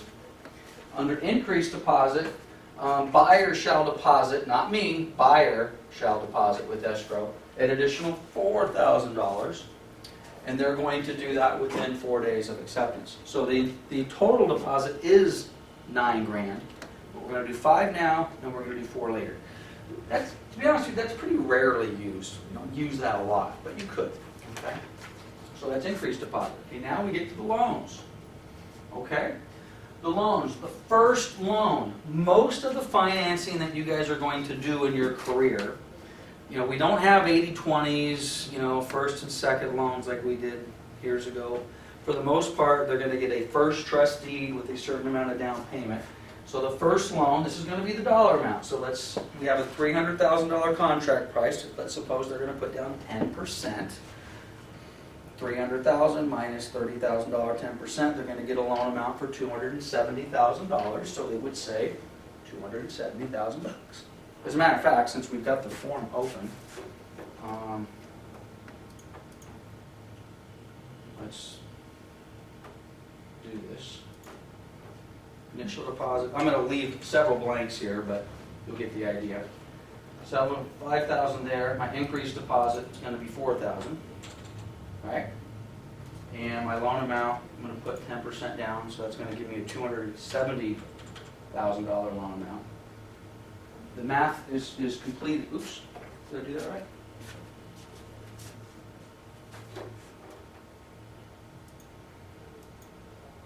There we go. Okay, so can't see the whole thing, but 5,000 deposit plus another 4. Now I got a $9,000 deposit plus my $270,000 loan. So I'm going to come back up here in a minute. The balance of my down payment is $21,000. I need to get to $300,000. 5,000 plus 4,000 plus 30,000 plus 21,000. Did I say 270,000? Gets me to $300,000. Okay. Now they may need more than 21,000. We're going to get to that in a minute. So let's come back to here. So we're going to get a loan of 270. We call Cheryl, by the way, because we're talking. Oh, by the way, we haven't even had our buyer talk to Cheryl. I have no idea whether they're qualified. At some point, a bell goes off. Oh, Lance said I probably should have my buyer pre-qualified before I write an offer. Matter of fact, I think he said I probably should have had him pre-qualified before I spent 4 months with him trying to show him property. But at least now I'm to the point where I'm going to get him pre-qualified. I get him over to Cheryl. Cheryl works her magic, which takes about 15 minutes on the telephone. Where do you work? How long have you worked there? How much do you make? What do you owe? Do you have any child support? Do you have any liens? Are you divorced? Do you have spousal support? Oh, okay, great. Now let me talk to your spouse. Well, how much do you make? How much do you owe? Are your bills included with his bills? Do I have permission to run your credit report? 15, 20 minutes normally, right? She runs through the stuff. Sometimes it's complicated, and she says, give me a little bit, let me get back to you. Other times it's more straightforward, and then she'll come back and say, hey, I got your credit, I got this, I got that. Or maybe she'll say, I haven't been able to get the credit report yet, but based upon everything else, as long as your credit is as good as you think it is, I think we're in good shape, okay? But then she's going to come back, but what she also might say is, oh, no. Can't do it with 10%. I can do a 20% down loan. Well, is now a good time for me to know that? Okay, well that doesn't mean I'm not getting a $270,000 loan. Now I'm getting a $240,000 loan. Okay, which means does my buyer now have, by the way, if they're putting down 20% on a $300,000 price, $9,000 deposit plus 51, so that's $60,000. Does that mean they need $60,000 to close, or is it possible they're going to need more than $60,000? More. They'll need more. Thank you.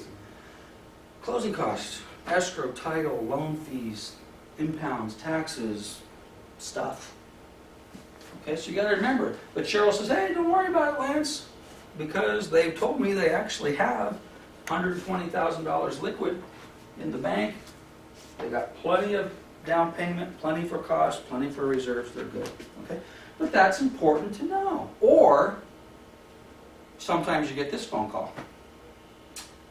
You should have called me a long time ago, because you just wasted the last 4 months. Not to mention, these poor people are so excited, you've led them to believe they're going to buy a house. Why did you do that? Because they're never going to buy a house. At least not in our lifetime, because of whatever. I mean, it's not that complicated. You ask the same 15 questions, right? They're the same people. I gave you 6 of them already. What do you make? Where do you work? Who do you owe? Can I run your credit? The same questions. Okay? So anyway, get them pre-qualified. So, now also, this is really not for us to figure out. By the way, we're not even going to talk much about the second, because we're just not doing that. This is not for us to decide. This is for Cheryl to say, okay, what can this buyer do? Well, they can do a $240,000 loan. What kind of loan are they doing? Is it FHA? Is it VA? Is it conventional? If Cheryl says they're doing an FHA, which this would be kind of weird to do a 20% down FHA, so let's just get rid of that box here for a second. But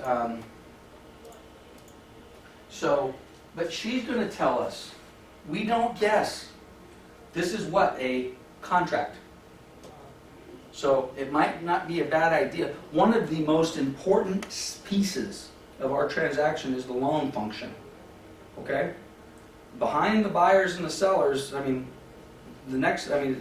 us, as far as I'm concerned, is the lender. As great of a job as we do, in my experience, most of the time, we don't close deals without good quality lenders. So the lender is going to tell us what's the loan amount. Is it FHA? Is it VA? Is it conventional? Is there an interest rate that we need to be concerned about? Are they going to get an adjustable rate loan? Or is the buyer going to pay points? Do we need them to pay points? In some cases, Cheryl will say, hey, this is actually a good deal, but they might need a little help with closing costs. We need the seller to pay a little bit, because in that particular case, maybe the buyer just doesn't have. This is a bad example with the numbers I give you, but maybe on an FHA transaction, the buyer just literally has enough to cover the minimums. But a loan program allows the seller to pay some of the other closing costs. So Cheryl will tell you that. Say they're good to go, but whatever house they buy, the seller needs to help them out with $4,000 in closing costs. So we need to know that, because that's where we're going to write that. So Cheryl helps us with these, and keep in mind, normally it's going to, if it's an FHA or VA, you check the box. If it's conventional, you don't. This is a seller financing. I've probably sold, I don't know, maybe 5,000 houses in my career. I think I've done 2 with seller financing. Okay? And I don't think either one of those closed, to be honest with you. So if you get into a situation where you're doing seller financing, come talk to me first before you go down that path. I'm not going to waste your time on it. Other, I don't know what the other is. I don't think I've ever checked other. Loan shall be fixed. In today's market, it seems as though most people, interest rates are so low, people seem to be gravitated towards a fixed. But Cheryl will tell you they can't qualify for it. If rates go up, they're screwed. Right now we're at, say, 4.5. Anything above that, they can't buy. Really? Okay, and if that's what she's telling you, then you might put 4.5%. But if rates jump before she gets them locked, now she'll also tell you whether they're locked, what the programs are. We have pre-purchase rate protection. There you go. They can lock, if they're going to be that tight, I would suggest that they go ahead and lock while they're shopping. And how long is that good for? 90 days. Well, it's important. And then if rates go down, it goes down. Beautiful But if thing. rates go up, they don't go up. It might not be a bad idea to talk to your lender. Okay? Right now, rates have been pretty stable. Consensus seems to me that rates are going to be pretty stable. Believe me, there will be a time in the future where we're going to be literally every hour throughout the day. Oh my God, the bond market's going nuts. Cheryl, oh, it went up another 1/4 point this morning. And we've seen interest rates go up 1 point in a week. In a day. In a day. In a day. Escrows. 2,000? Escrows blowing up. Left, right, and sideways. Only good escrows are closed escrow. Okay? You didn't want to close early. We told you, dude, your lock is expired. We've got you locked in till today. It expires on Wednesday.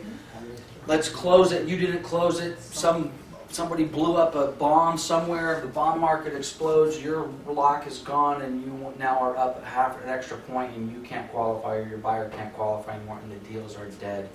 And the agents went from the heights of exhilaration to the depths of despair because Cheryl called and told us that the bond market took a shit this afternoon.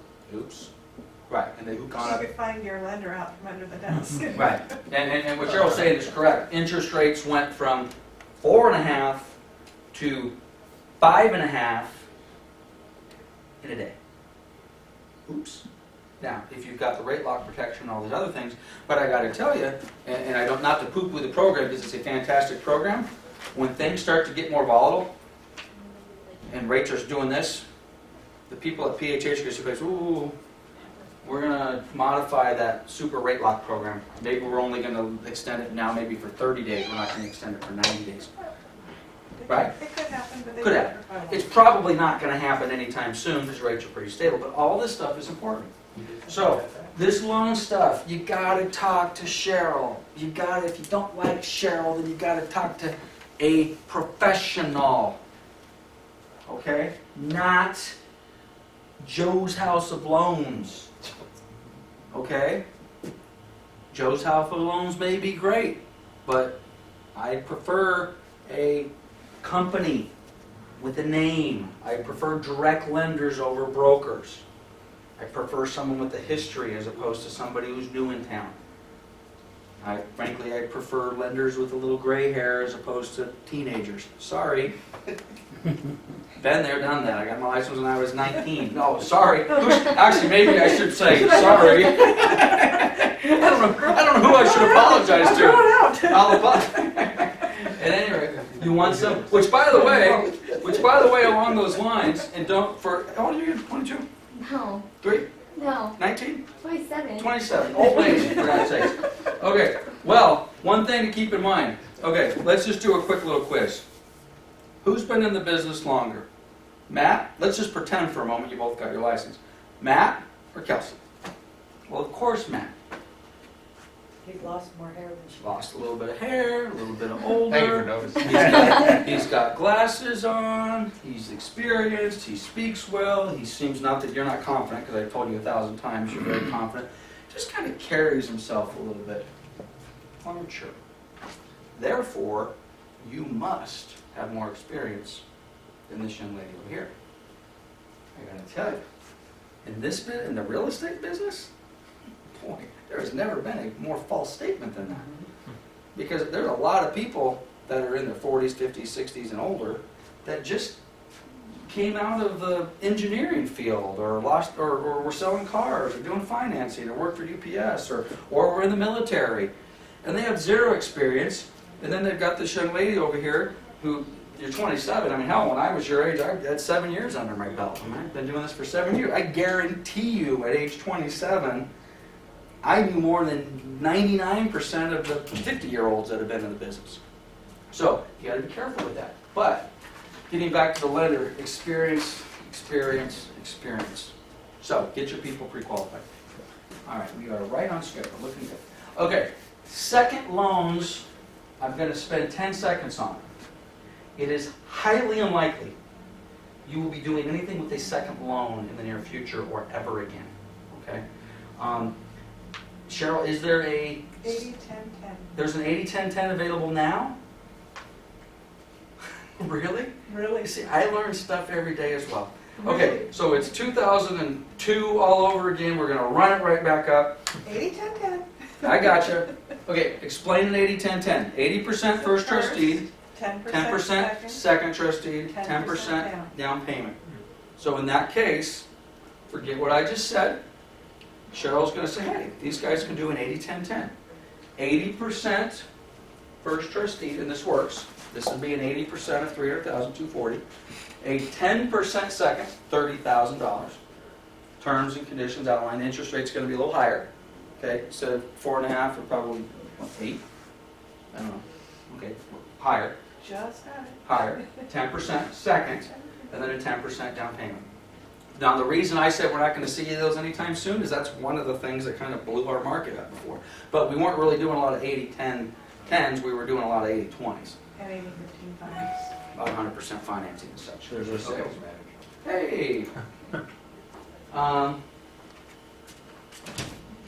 You're welcome to join us anytime. He's running away. Okay, FHA financing. If you're doing an FHA, then this would apply. For any, and then we would have checked the box up there. For any FHA via loan, buyer has 17 or however many days we designate after acceptance to deliver seller the CAR form FVA of any lender required repairs or costs that the buyer is requesting repair. Basically, what this is the appraiser is going to go out. Appraiser is going to inspect the property, and it's not just exclusive to FHA, but FHA VA specifically. They're going to come back and they're going to say, hey, this property does not meet FHA condition standards. And on the appraisal, they call it a VC sheet. And then have, hey, you have to paint the fascia and, fix the toilet, okay? And we'd have to submit that to the seller, and those are things that the seller would have to repair. Somebody's gonna have to repair, anybody but the buyer. Sometimes it's the listing agent, sometimes the agent split it, okay? So we have to sit back and say, hey, these items, these are lender-required repairs. Now you gotta be careful on that, because sometimes the buyers will order a home inspection, and they will come back and the home inspection will call out 9 things. The appraiser will go out and call out 1 thing. The buyer's agent will come back and say, we need to fix these 9 things for the appraisal. Give me a copy of the appraisal. Because those seem to be the exact same 9 things that were on the home inspection. Home inspection is a wish list. Okay? And frankly, it's a wish list that, depending upon how the contract's written, may become more of a wish list. But the appraisal is what rules. This is the deal. If you don't get those done, you're not going to get a loan. In most cases, if you're not going to get a loan, you're not going to close escrow. So if the lender says, you got to do this, this, and this, then it has to be done or you're not going to close. If it's a home warranty, a home inspector that says you have to do this, this, and this, you still have an opportunity to get that thing done, because it's not Cheryl that's saying, we have to get those 9 things done. It's somebody else. You don't care. And a lot of times you'd be amazed. Sometimes I've had more than one deal where I was convinced that the appraiser was going to come out and just blow me up. Gee, man, they must have went through with their eyes closed that day. Come to nothing. And that can be troublesome too, because if you as the buyer's agent are relying upon the appraisal to negotiate repairs for you, you could be disappointed. Hey, don't worry about it. We're not even going to ask for it in the offer because I've done these 1,000 times and the appraiser's going to call out that roof. So we don't even have to do it. Let the appraiser do it. Well, guess what? The appraisal gets done. The appraiser doesn't say anything about a roof. What's the buyer going to say to you? Hey, I thought you said I was going to get a new roof. And you said, well, we negotiated the contract. There's nothing that doesn't say anything about the roof. Or whatever happens to you. So be careful with that. Don't just assume the appraiser is going to do your dirty work for you. Which means and also if they want it, don't, oh no, yeah, the appraiser's going to call. Well, is it that important to you? You're not going to buy the house if this fascia doesn't get painted. Yes, I am not buying this house unless this fascia gets painted. Okay, well then let's put it into the contract right now. Don't care whether the appraiser calls it out or not. If it's that important, seller to repaint fascia, blah, blah, blah, blah, blah, blah, to meet minimum FHA standards, whatever it happens to be. So, you've got those little goodies in there. Additional financing terms. They don't give you a lot of room, and that's by design. The attorneys that draft these contracts for CAR, they want to make these idiot-proof. And believe me, they can't make them enough idiot-proof because we screw them up all the time. They don't want you writing 4 paragraphs of stuff, because every time we start writing things, what are we doing? We're kind of sort of practicing law a little bit. We're writing contracts. So they do this for a reason. Normally what you find in here are little things, but they're important things. Seller to credit buyer, $4,000 for closing costs. Seller to whatever. Pay, which I don't particularly care for. You hear a lot of, I don't like percentages. I don't know how Sheriff feels about this. I want dollar amount. Okay, then we're completely in lockstep, but we didn't even compare notes before. A lot of agents, you'll normally see 2 or 3 different types of verbiage in here. And there's only one of them that I like. So this is what I don't like. Seller agrees to pay 2% towards buyer's closing costs. Okay, well, 2% of what? Oh, what do you mean 2% of what? 2% of the sales price. Well, that's what you want. Then put in 2% of the sales price. But I still don't like that. Seller agrees to pay 2 points. Do you know what points are? Anybody? Is 1% of the loan amount? Okay, a point, general, Cheryl's going to correct us.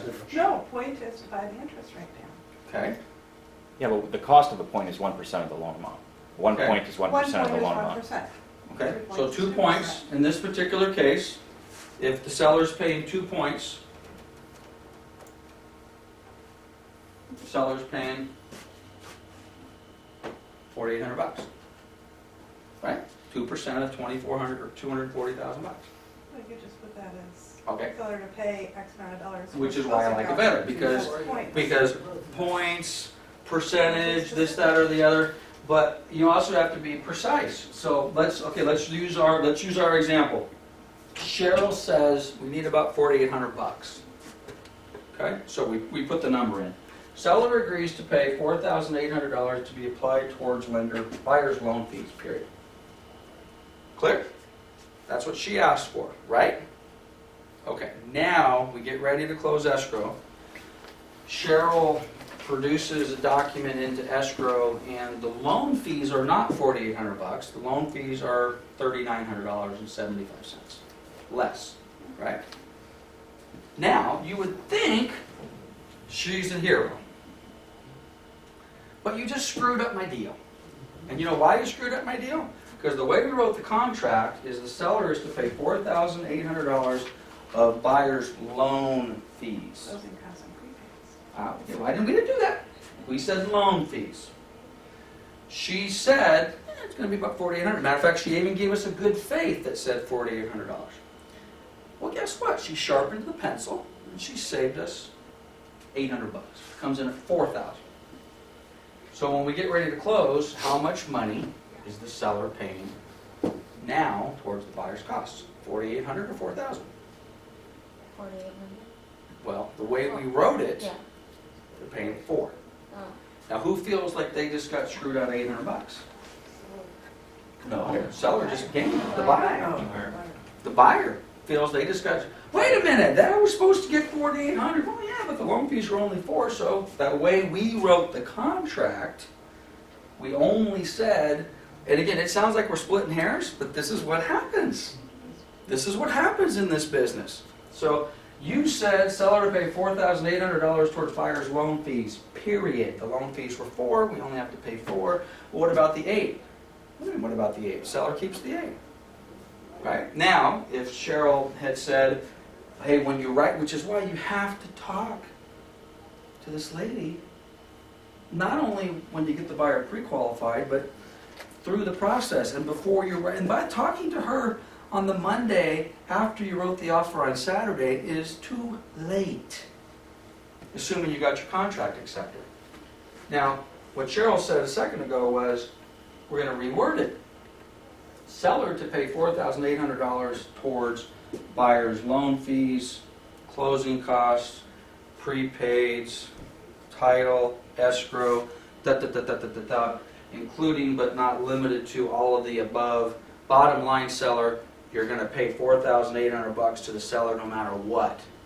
Now, whatever language you put in there, get approved by this lady. So doesn't closing costs and prepaids generally work? It does. For me. It does. Covers the whole. It normally does, but again, I've seen this written so many different ways that, and again, I've been on the side of the case where I normally represent sellers.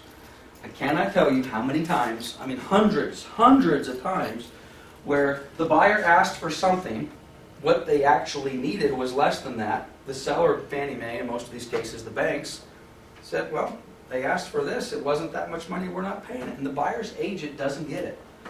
They knew that they were committed to pay $4,800. They knew. Yeah, but the way you wrote the contract is why they left $800 on the table. Sorry. Because then the buyer naturally thinks, well, why can't we use that $800 to cover some of my escrow fee or my title fee? Well, you could have, but your agent didn't write the contract right. Happens all the time. Okay, so that's the type of stuff that you want to put in here. Bottom line is, know what you're asking for. If you don't know what you're asking for, you're probably going to end up in trouble. Yes, sir. On page 2 of the contract, We're actually, well, let's hold that thought for a second, and then we're going to be on page 2. Balance of down payment and purchase price. In this particular case, we changed it to a 20% down, right? Yeah, 20% down. We had our $9,000 deposit.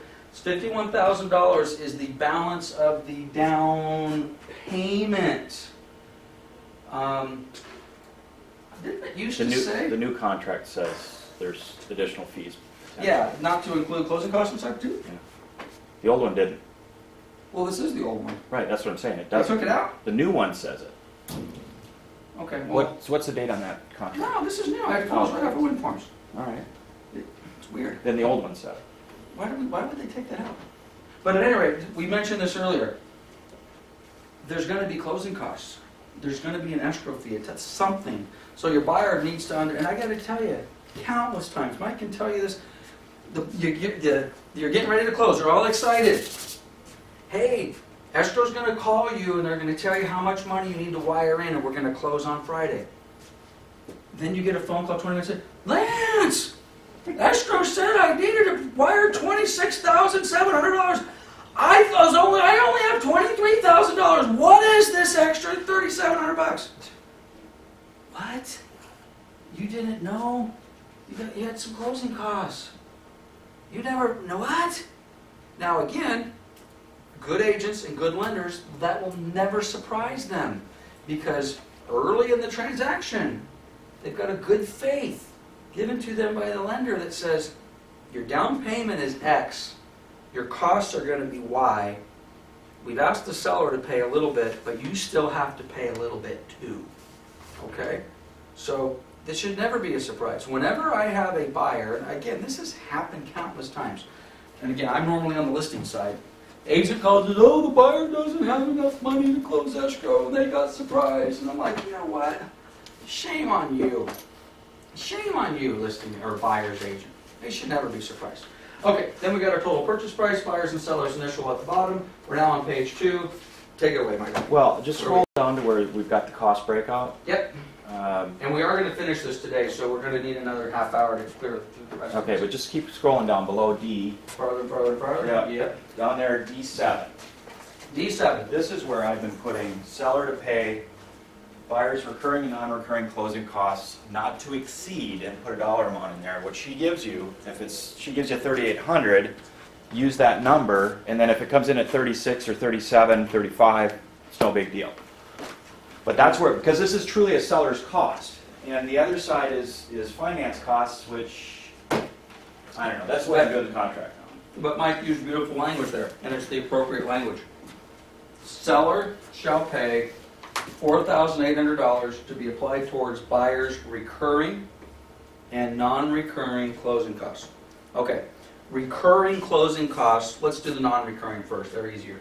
Non-recurring, it's fancy for just saying they're just one time. They only occur once, therefore they do not reoccur later. They are non-recurring. Those type of fees are loan fees, okay? An escrow fee. She pays the loan fees at close of escrow. You pay the escrow fee at close of escrow. You pay the title at close of escrow. You pay the homeowners association transfer fee at close of escrow. Those are non-recurring closing costs. They're basically one time. Okay, so we got that covered. Recurring closing costs could be things like tax impounds, insurance, okay? Normally those are the two, right? Okay, but those are costs. So Cheryl's going to sit back and say, hey, these are your closing costs, points, escrow, da-da-da-da-da. Oh, by the way, we need 6 months impounds for taxes, 12 months impounds for homeowners insurance. You got to pay your homeowners insurance, or sometimes 18 14. months. It's 12 plus 14 2 months. Yeah, 14. Typically. Okay. So those are called recurring closing costs. What that means is, after escrow closes, for as long as you own that house, you're going to have recurring taxes and return and insurance and all the rest of that. So Mike's example can cover all of it. Okay? I used to do this. I used to put including but not limited to, and then I'd list like 50 things. You know, everything under the sun. Documentary tax stamps and blah, blah, blah, blah, blah, blah, blah. And the other agents would say, really? I'm like, I got screwed. You know, I got screwed once. I used Mike's language, and an agent said, well, that doesn't mean this, so guess what? The next time I did a deal, that item went into my language. Because whenever you get those, this is another thing you guys are going to love about this business. No matter how right you are, it doesn't get the deal closed. I got to tell you, we have wrote checks when we have been 100% correct and could defend it till the nth degree, but it wasn't gonna get the deal close. It's easier to write the smaller checks than the bigger ones, so. Okay, so we're gonna go back up to the top of this page, and let's buzz through this. Okay, again, buyer is to provide a verification of down payment and closing costs, okay? In effect, this is normally in the form of some sort of proof of funds, okay? In other words, does the buyer have the money? That according to this, they're gonna need $70,000 or so, down payment, closing costs. The buyer needs to provide something in the form of a verification that they have that. The buyer's lender or loan broker pursuant to 3-1 shall within 7 days after acceptance deliver to seller verification. Now, this technically means that she's verified it, okay? Lenders do these things called VODs, verification of deposit. They send a little form to the bank. The bank says, yes, they have this amount of money back, and then the bank sends the paperwork back. Do they get that in 7 days? I have no idea. Something tells me it could be longer in some cases, okay? Normally, what we're looking for as listing agents and sellers, give me a bank statement. Give me something that says you've got this money. Go ahead and redact out the account numbers and the addresses and the sensitive information. And, you know, I mean, could that be fraudulent? Of course it could, but anyway, so that needs to be done. Loan terms. Loan application. If you're waiting for Cheryl to take the loan application until the offer is accepted, I would suggest you stop that practice. There's nothing wrong with getting, not only is there nothing wrong, it's best practice to get your buyer at some point prior to writing the offer and as soon as practical after you've been working with them, not only to talk to the lender, but fill an application. If they are serious buyers, because by the way, it's rare that you meet a buyer today and you put them in escrow on Saturday. That's just not normally how it works. Sometimes you're out, you're working with them for a few weeks, you're working with them for a few months, you could be working with them for a few years, okay? Well, if you've been with them for more than a couple, 3 times, and you haven't at least had them talk to the lender, shame on you. If you've been with them for more than a couple, 3 times, and you've spent more than a couple, 3 hours with her, and you haven't taken that conversation to a loan application, shame on you. If you've actually written the contract and got it accepted, and the buyer has not filled out a loan application, what are you doing? I mean, just you're setting yourself up for disaster. So, all right, so get the loan app in. Best practice is to get it done before you even write the offer. Loan contingencies. Basically, the loan contingencies are all of our contracts now are remaining in effect until the escrow closes. And all that this says is the buyer shall act diligently and in good faith, get the loan. It's a contingency of the agreement, unless otherwise agreed in writing, buyer's contractual obligation to obtain and provide deposit and balance of down payment and closing costs are. That's not contingent. They got to have the down payment and all the rest of that, but Cheryl giving them the loan is a contingency of the deal. And in most cases, that contingency stays in place until escrow closes. We can tighten it up, and we can say you got to get it within 17 days, or this is what most of us are checking if you're working with your buyers. The loan contingency shall remain in effect until the designated loans are funded. If you are working with the buyer, and you want to super duper duper protect your buyer, then you're probably going to check that. Having said that, when the market's a little tight, not as many buyers as there was before, but now I'm working with, there's 7 offers on the property, and one of them comes in and says, hey, no loan contingency, man. My buyer is so confident in their lender to do this deal, no contingency. As opposed to, because basically what this says is, we're not really that confident that they can get the loan. So we want to keep our get out of jail free card here, which is standard practice in the industry. But if you're that much confident in your buyer and the lender to get the deal done, remove the contingency.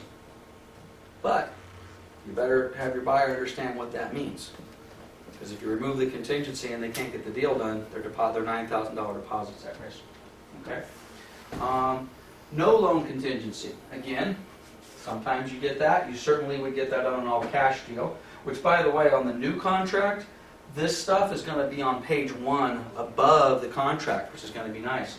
When the new revision comes out, right up here, it's going to say, actually, I think this is being moved a little bit, but above the financing, it's going to say whether it's cash or not. No hiding it back in the deal. A couple of those things about the new contract that I do like. So, no loan contingency, again, normally that's done on the cash deals, but again, you can do it on the other. Appraisal contingencies and loan contingencies kind of go hand in hand, okay? The default on this is 17 days. So, again, I have to talk, I have no control over this. If Cheryl's doing my loan, I need to say, hey lady, how soon can you close this thing? Oh, and by the way, can you get the appraisal done in 17 days? Because if you can't, I need to push that out. All right? Because there are periods of time where lenders have said, oh my God, we're so backed up. We can't get appraisals done. I don't know when it, well, really? So what you're telling me is, set 30 days? I don't know. What? There's been periods of time where we didn't know when we were going to get appraisals. Crazy. So, but that's not for me to determine. I don't know. I don't do loans. I got to go to the loan pro and see what their deal is. Is it a cash offer? You check the box. Okay. Now again, similar to up here where it said verification of down payment, this is in my mind the exact same thing. But within 7 days of acceptance, deliver seller written verification of sufficient funds to close the transaction. Again, if you're waiting for 7 days after close of escrow, you're going to be sorely disappointed. If Matt comes to me and says, I want to buy this house cash, we're going to go out this weekend, okay, great, I'll see you on Saturday, we're going to write the offer, bring a proof of funds with me. Matter of fact, better than that, why don't you email it to me tonight so I can see what I'm dealing with, okay? True story, this happened day before yesterday. We'll leave the names out to protect the innocent. Writing a good contract will either make you money or cost you money. There's an agent that I've known for 20 years, used to work in this office, who most people would say is an above average, professional, good agent. Better than a good agent. Well, this individual wrote an offer on one of our listings, was presented to us, and there was another offer that was also presented to us. Now, if I was just to put these two agents in the scale, the old agent that used to work here and the other agent with a different company, I would say, who's the better of the two? I would say our old agent was by far the better of the two. More experienced, more professional, more honest, more ethical, more everything. But who wrote the better offer on paper? The other agent. Who presented a cleaner offer? Who presented a pre-qualification letter? Who presented verification of down payment and funds? Was the other agent. And our old agent who knows better, remember our slogan, we write good contracts? Well, writing good contracts means a lot of things. Providing a solid pre-qual, providing proof of funds, providing backup documentation, maybe providing a copy of a credit report. Well, anyway, our old agent did a poor job of writing and presenting her offer, and she knows better. Okay? And this other knucklehead wrote a pretty good offer and presented a pretty compelling case. And guess which offer the seller wanted to accept? The other one. And I literally, which probably is going to be my own downfall, I said, oh, wait a minute.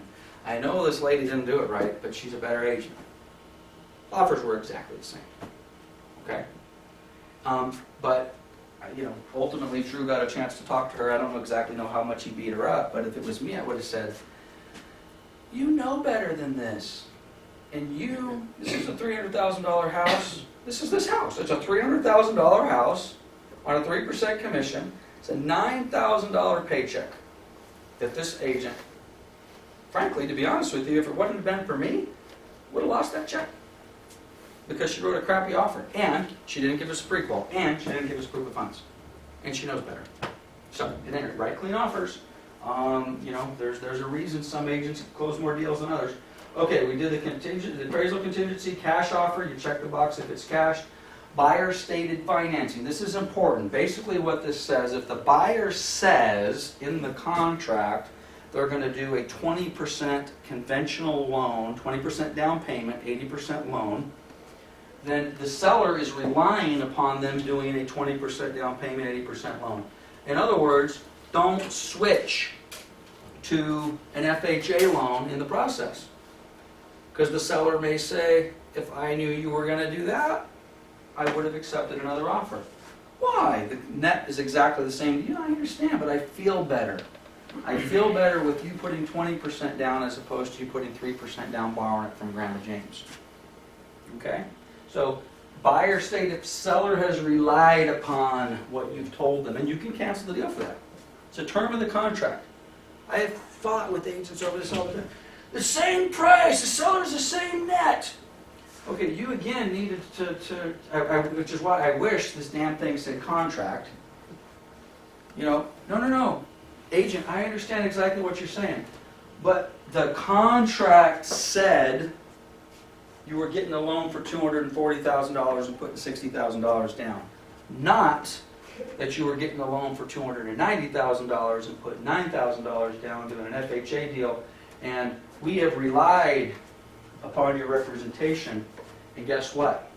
We don't care if it's the same net. We want out. Okay? And you can cancel for that. Okay, allocation of costs. Let's go through these. There's a lot of stuff, but it's pretty straightforward stuff. Okay, one of the rules that I have, and I've seen this so many times from buyer's agents, is they just sell. I don't know if it has a septic or I don't know if it has a well, so we're just going to ask the seller to pay for everything. That is not how we do business. So let's go through this. First of all, in November, this is coming out. We're actually taking the termite out of the report altogether. We will talk about that at a much later date. But for now, you're going to write a contract. In our area, it's fairly customary for the seller to pay for an inspection, and that's all that this is. It's an inspection and report prepared by ABC Termite Company, who is a registered whatever. This does not say who's paying for it. Excuse me. This says who's paying for the inspection. It doesn't say who's paying for the clearance or any work that needs to be done. And frankly, some termite companies will do this inspection for free. So if you're, normally when you're filling these out, there's like, well, what happens if there's a problem? Who's going to pay for it? Well, it's a different form. We're going to talk about that next week because that's on a different page. Septic. Do not check either one of these if you don't have a septic. This is why you don't do this. You check this, the buyer and the seller or the agents have a conversation. Hey, dude, there's no septic on this. What are you doing? But we don't address it in the contract, so we just leave it alone. Buyer and seller doesn't care. We verbally say, oh, there's no septic, no big deal. Paperwork gets over to Cheryl, goes past Cheryl. By the way, Cheryl doesn't approve these loans. She does the front end stuff. She does the fun stuff. The real work gets done in underwriting and processing. Processor or underwriter or somebody, and of course they discover this, 2 days before we're supposed to, close escrow and draw loan documents. Someone looks at the contract and says, oh, send us over a copy of the septic certification. And we're like, well, there is no septic. And the lender says, well, it says here someone's paying for one, so there must be one. You guys negotiated it in the contract. And then we get mad at the lender. Oh, Cheryl, her company just sucks. He's holding us up. And why would I be mad at her? They're just asking for something that we said was on the property because we didn't take an extra 2 minutes and find out if the damn property was on a septic. Or, as the listing agent, we saw this and we didn't counter this out. Counter out. Paragraph 4A2 is hereby voided. Property is on public sewer system. No septic tank present. That would have cleaned it up. It would have taken off, but we don't do that. Same thing with well. I get people asking for well certifications all the time on properties that aren't city water. Don't ask for it. I mean, if it has it, ask for it. But by the way, on all of these, if you're going to ask for it, you got to remember, this just says, give me a termite report. This says, pay to have the septic or private sewage disposal system inspected. An inspection, all it means is, hey, I inspected it. Yep, it's there. Doesn't work, but it's there. What do you mean it doesn't work? Yeah, it's all the leach lines are replaced. It's going to cost $10,000 to relocate it. Where on here does it say who's going to pay for it to make it work? Well, not on this line it doesn't. We got to go down here and figure that out. The wells, natural hazard disclosure statement. Donovan called me today. I think he sat through our disclosure class, and I'm going to slap him upside the head. Who sat through our disclosure class a couple weeks ago? do we fill out the natural hazard zone disclosure report, or do we let the zone disclosure report company fill it out? They fill it out. Guess what Donovan said? Lance, I've got the natural hazard report in front of me and I'm having a hard time answering these questions. And I said, yes, you are. Throw it in the trash, man. We don't do that. We gotta get it ordered. But on almost every deal, we're gonna do this. We're gonna get it. Normally the seller pays for it. They're between 50 and 125 bucks, depending on what company you choose. Seller pay for the following inspection. This is your pick list. Oh, the roof doesn't look so good. Ask for a roof inspection. Oh, the swimming pool looks a little funky. Ask for a certified pool contractor to come out and inspect the pool. So check your boxes, but be careful, this is only reports. You want to make sure it's getting paid for. Government retrofits. Now again, this is going to be, I've been able to, for years, say, really the only thing we have to worry about is smoke detector, water heater, and carbon monoxide, okay? That's going to be changing, but let's deal with what we got in front of us. Normally, this is seller, put the smoke, it doesn't have to be, by the way. The statute says the property has to have smoke detectors, water heater straps, and now carbon monoxide. Doesn't say who has to pay for them. Now, normally, 99% of the time, it's the seller, but it's negotiable. So if you want it, you can put it in. Okay, but they have to be done prior to close of escrow. Then you get this one. Buyer or seller shall pay for the cost of compliance with any other minimum mandatory government retrofit standards, inspections, reports, yada, yada, yada. And for the most part, most of our cities don't have any of those. That's changing. The state is requiring what you've heard of in other municipalities for years now, the low flush toilets and the low flow shower heads and all the rest of that sort of stuff. The law's already been passed and it's getting phased in over the next couple of years. So I'm pretty sure, I think it's by 2016 or 2017, pretty much everything we're going to be selling now at close of escrow will have to have a new deal. Okay, I got to get the particulars. That's not the way it is right now though, but that's what this talks about. Okay, escrow and title. Normally, actually there's really not a normal for this, but I'd say more than 50% of the time, both of these boxes are checked. Buyer check, seller check, shall pay escrow fee. You'll see things like each to pay their own, 50-50. In our area, it's pretty customary for the buyer to pay the buyer's escrow fees and for the seller to pay the seller's escrow fees.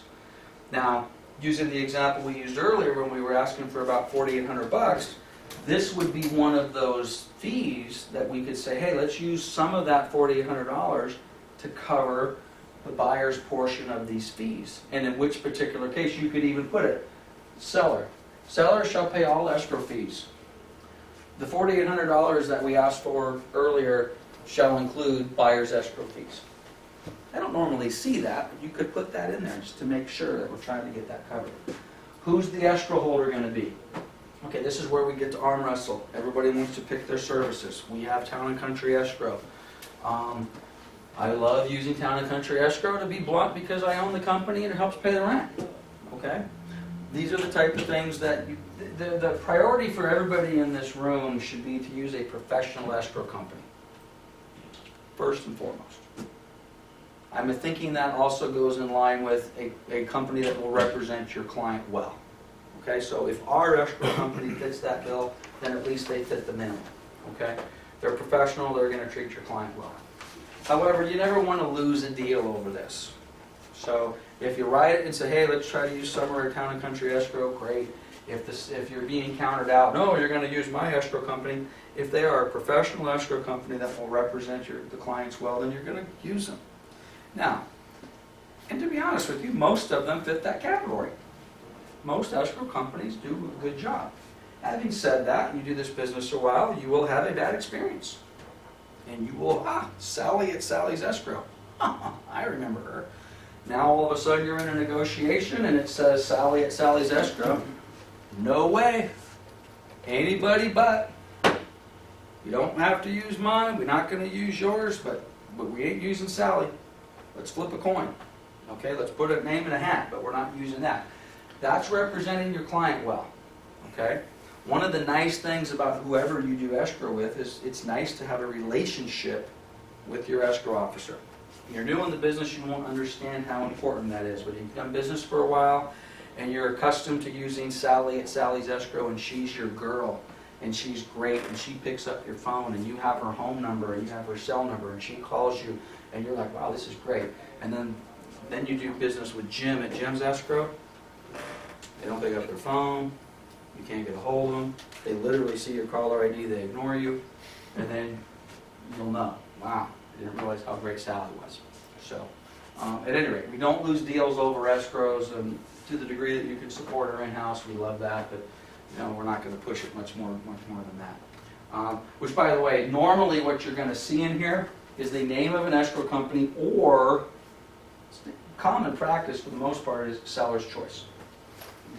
The industry, at least in Southern California, has evolved in such a way that it's not really the seller, to be honest with you, it's the listing agent's choice. Okay? That's just kind of how it's evolved. So when you put in here seller's choice, we're basically saying, hey, Mr. or Mrs. Listing Agent, whoever you want to use. Because I have done a whole bunch of deals, forget about the banks, because the banks do have a preference, but all of my real clients, 99 out of 100 of them, when you say, who do you want to use for escrow? They're like, I don't know, I thought you were going to tell us who you did. I don't know. It was my first house. Occasionally you'll get the, oh, my sister's an escrow officer. She said to make sure we use her. Okay. I got to tell you, on those, I don't really have too much of a problem with that. If they say, oh, my sister's a lender with ABC Mortgage out of Escondido, I don't know about that one. Okay. I'll let them use their escrow. I'm probably going to want to talk to the sister out of Escondido to see who's doing their loans. Okay, so anyway, normally it's going to be seller's choice or any reliable, or if you're bold, Summer Town and Country Escrow, give it a shot. There's a few of you in your room that do that a lot on the buy side and do very, very well. Thank you very much. That person in the back of the room shall remain nameless for the video. So, at any rate, title company. Same thing with title. Buyer/seller shall pay for owner's title insurance policy as specified in paragraph 12E. We haven't even gotten to paragraph 12E. We'll talk about that in a little bit. Normally how this works is you check the box, seller. The seller pays for the owner's policy issued by, and again, normally we don't fight a whole heck of a lot over who the title company is. We have relationships. We want to use Orange Coast, or we like First American, we like ABC. My wife is the loan officer at this one, or a title officer. So you go through that rigmarole, or you put any reliable, you let the listing agent choose, which again, most listing agents don't have as much of affiliation or an attraction, if you will, to the escrow, or the title as they do the escrow, because there's a lot of pressure to use escrow. Title, whatever, use whatever. But also down at the bottom, which I've always thought this is interesting, you don't get the checkbox on this. In parentheses, with no option, I mean, you could scratch it out. You could scratch it out and put seller, but it's pre-printed. Buyer shall pay for any title insurance policy insuring buyer's lender unless otherwise agreed in writing. We do a class on preliminary title reports. When you sit on the class in preliminary title reports, we will refer back to this paragraph and I will show you the difference between the owner's policy and the lender's policy. It's on the prelim, so you'll get a little bit more education as because all these things line up. One thing, when you do your first transaction, if you really study it, you'll realize that everything on this contract points somewhere else. Okay, this points to the prelim, this points to a termite report, this points to a roof inspection, this points to escrow, this points back to the lender. And they all got to be in harmony in order for this deal to work out properly. Okay, other costs. We're on the home stretch. Yeah, right on time. Down here in another 10 minutes. Okay, you got to know your market. If you don't know your market, you better figure out what your market is before you start selling real estate there. Every county in California has some sort of transfer fee. In Southern California, it's negotiable, but in Southern California, normally the seller pays the county transfer tax or fee. I don't know how that happened, but it just happened that way. So if you went through 100 offers in this office, probably 95 or close to 100 of them would have the seller paying the county transfer fee. Some bank repos get funky with that. Fannie Mae stopped paying that several years ago and kind of threw the world on their ear. And the reason that Fannie stopped paying it is because us Southern California agents kept saying, oh yeah, sellers paying county transfer tax, because that's how we do it.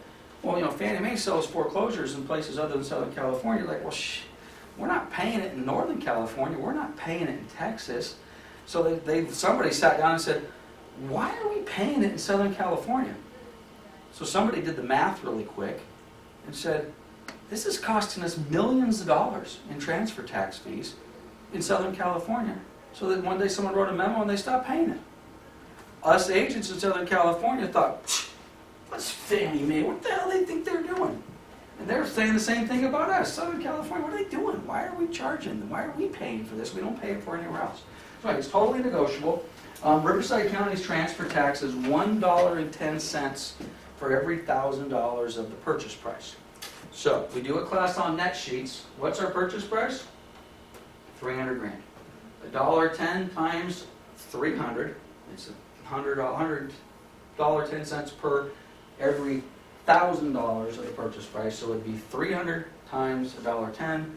So this is going to cost whoever you check, in this case I guess the seller, $330. So you need to know how to calculate these things as well. Okay. Some cities have a transfer tax. Moreno Valley doesn't. Riverside does. How much is theirs now? 1.1 same.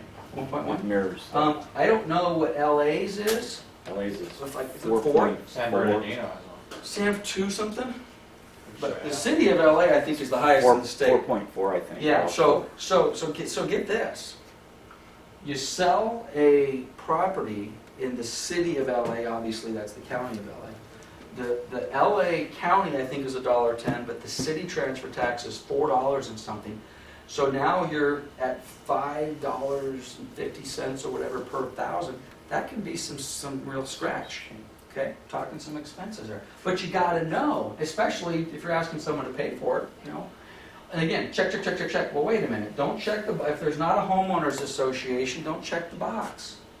If there is a homeowners association, again, normally, the seller pays for the association transfer fee.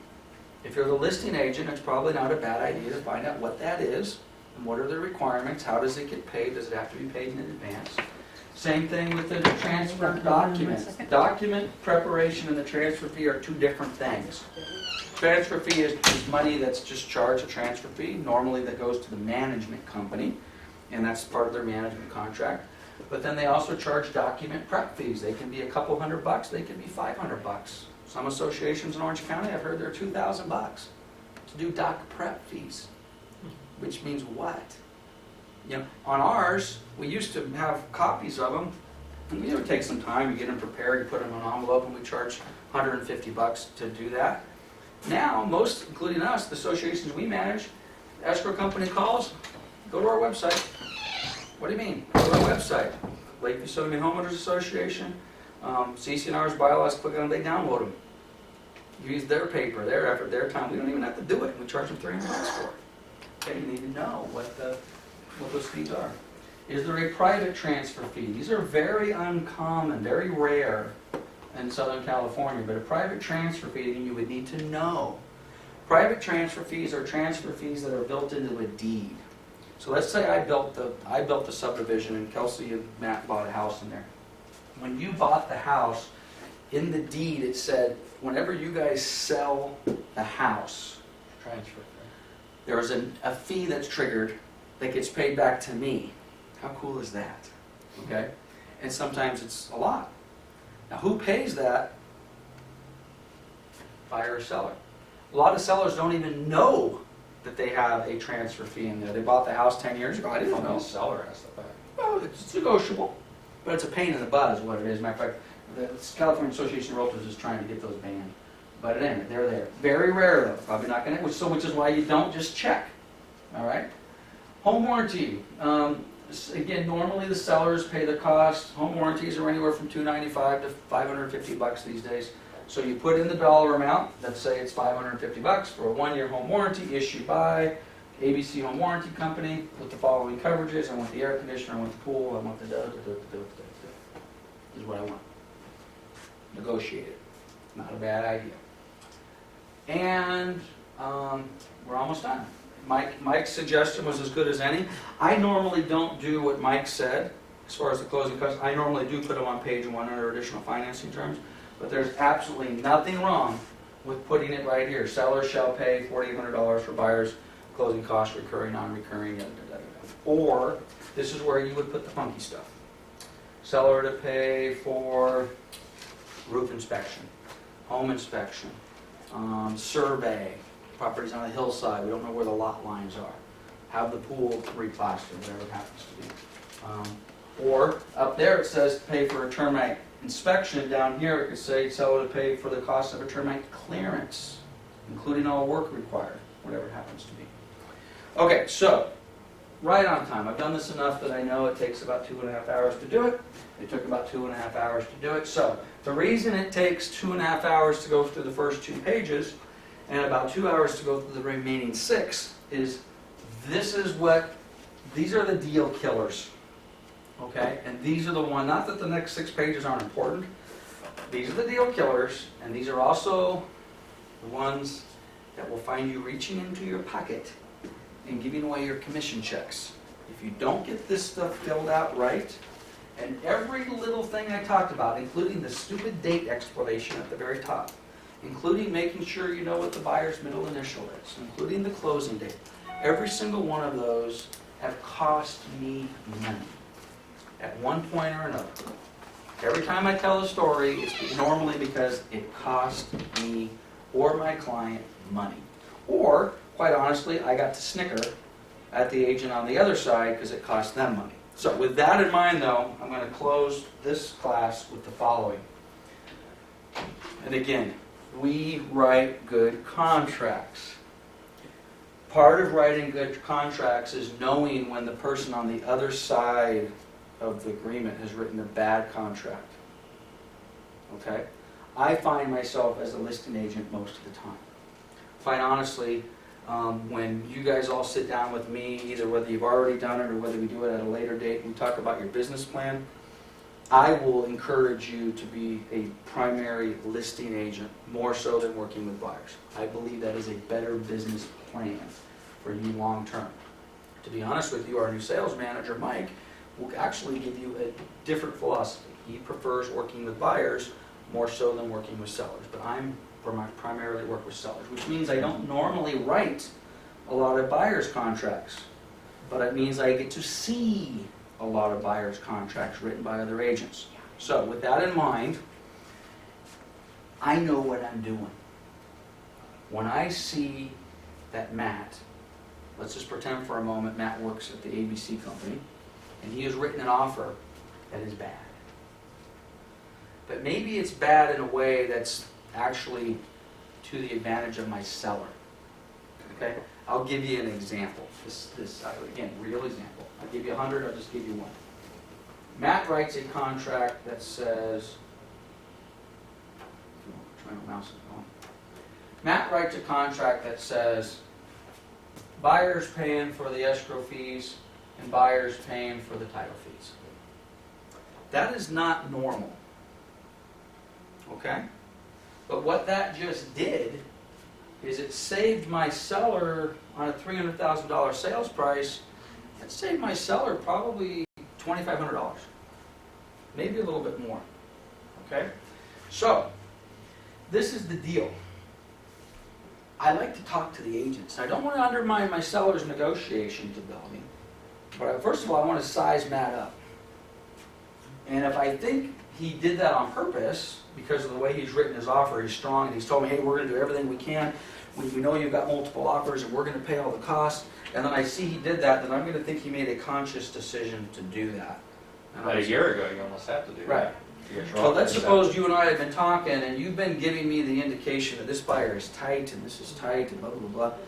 And let's just say my gut tells me that you made a mistake. I don't play gotcha. I used to. I used to play gotcha. I would let you make a mistake. We would open escrow. And this is what happens. A couple days before close of escrow, The buyer gets a call from escrow company that says, hey, you need to come in and you need to bring us in the balance of down payment and closing costs. And that's about $2,500 more than what they were expecting because Matt made a mistake. And then Matt calls me and says, oh, we need to get an amendment in escrow because buyer's paying the seller's escrow fees and they're not supposed to. What do you mean they're not supposed to? Well, you know how it is. The buyer never pays the seller's escrow fees or title fees. Well, yeah, you're normally right, Matt. However, gotcha. Let me refer you back to the contract. I remember it vividly. Let me refer you back to your own writing. Now, well, but, I've done that before, where I played gotcha and basically said, hey, sorry, Charlie, suck it up. You pay for it.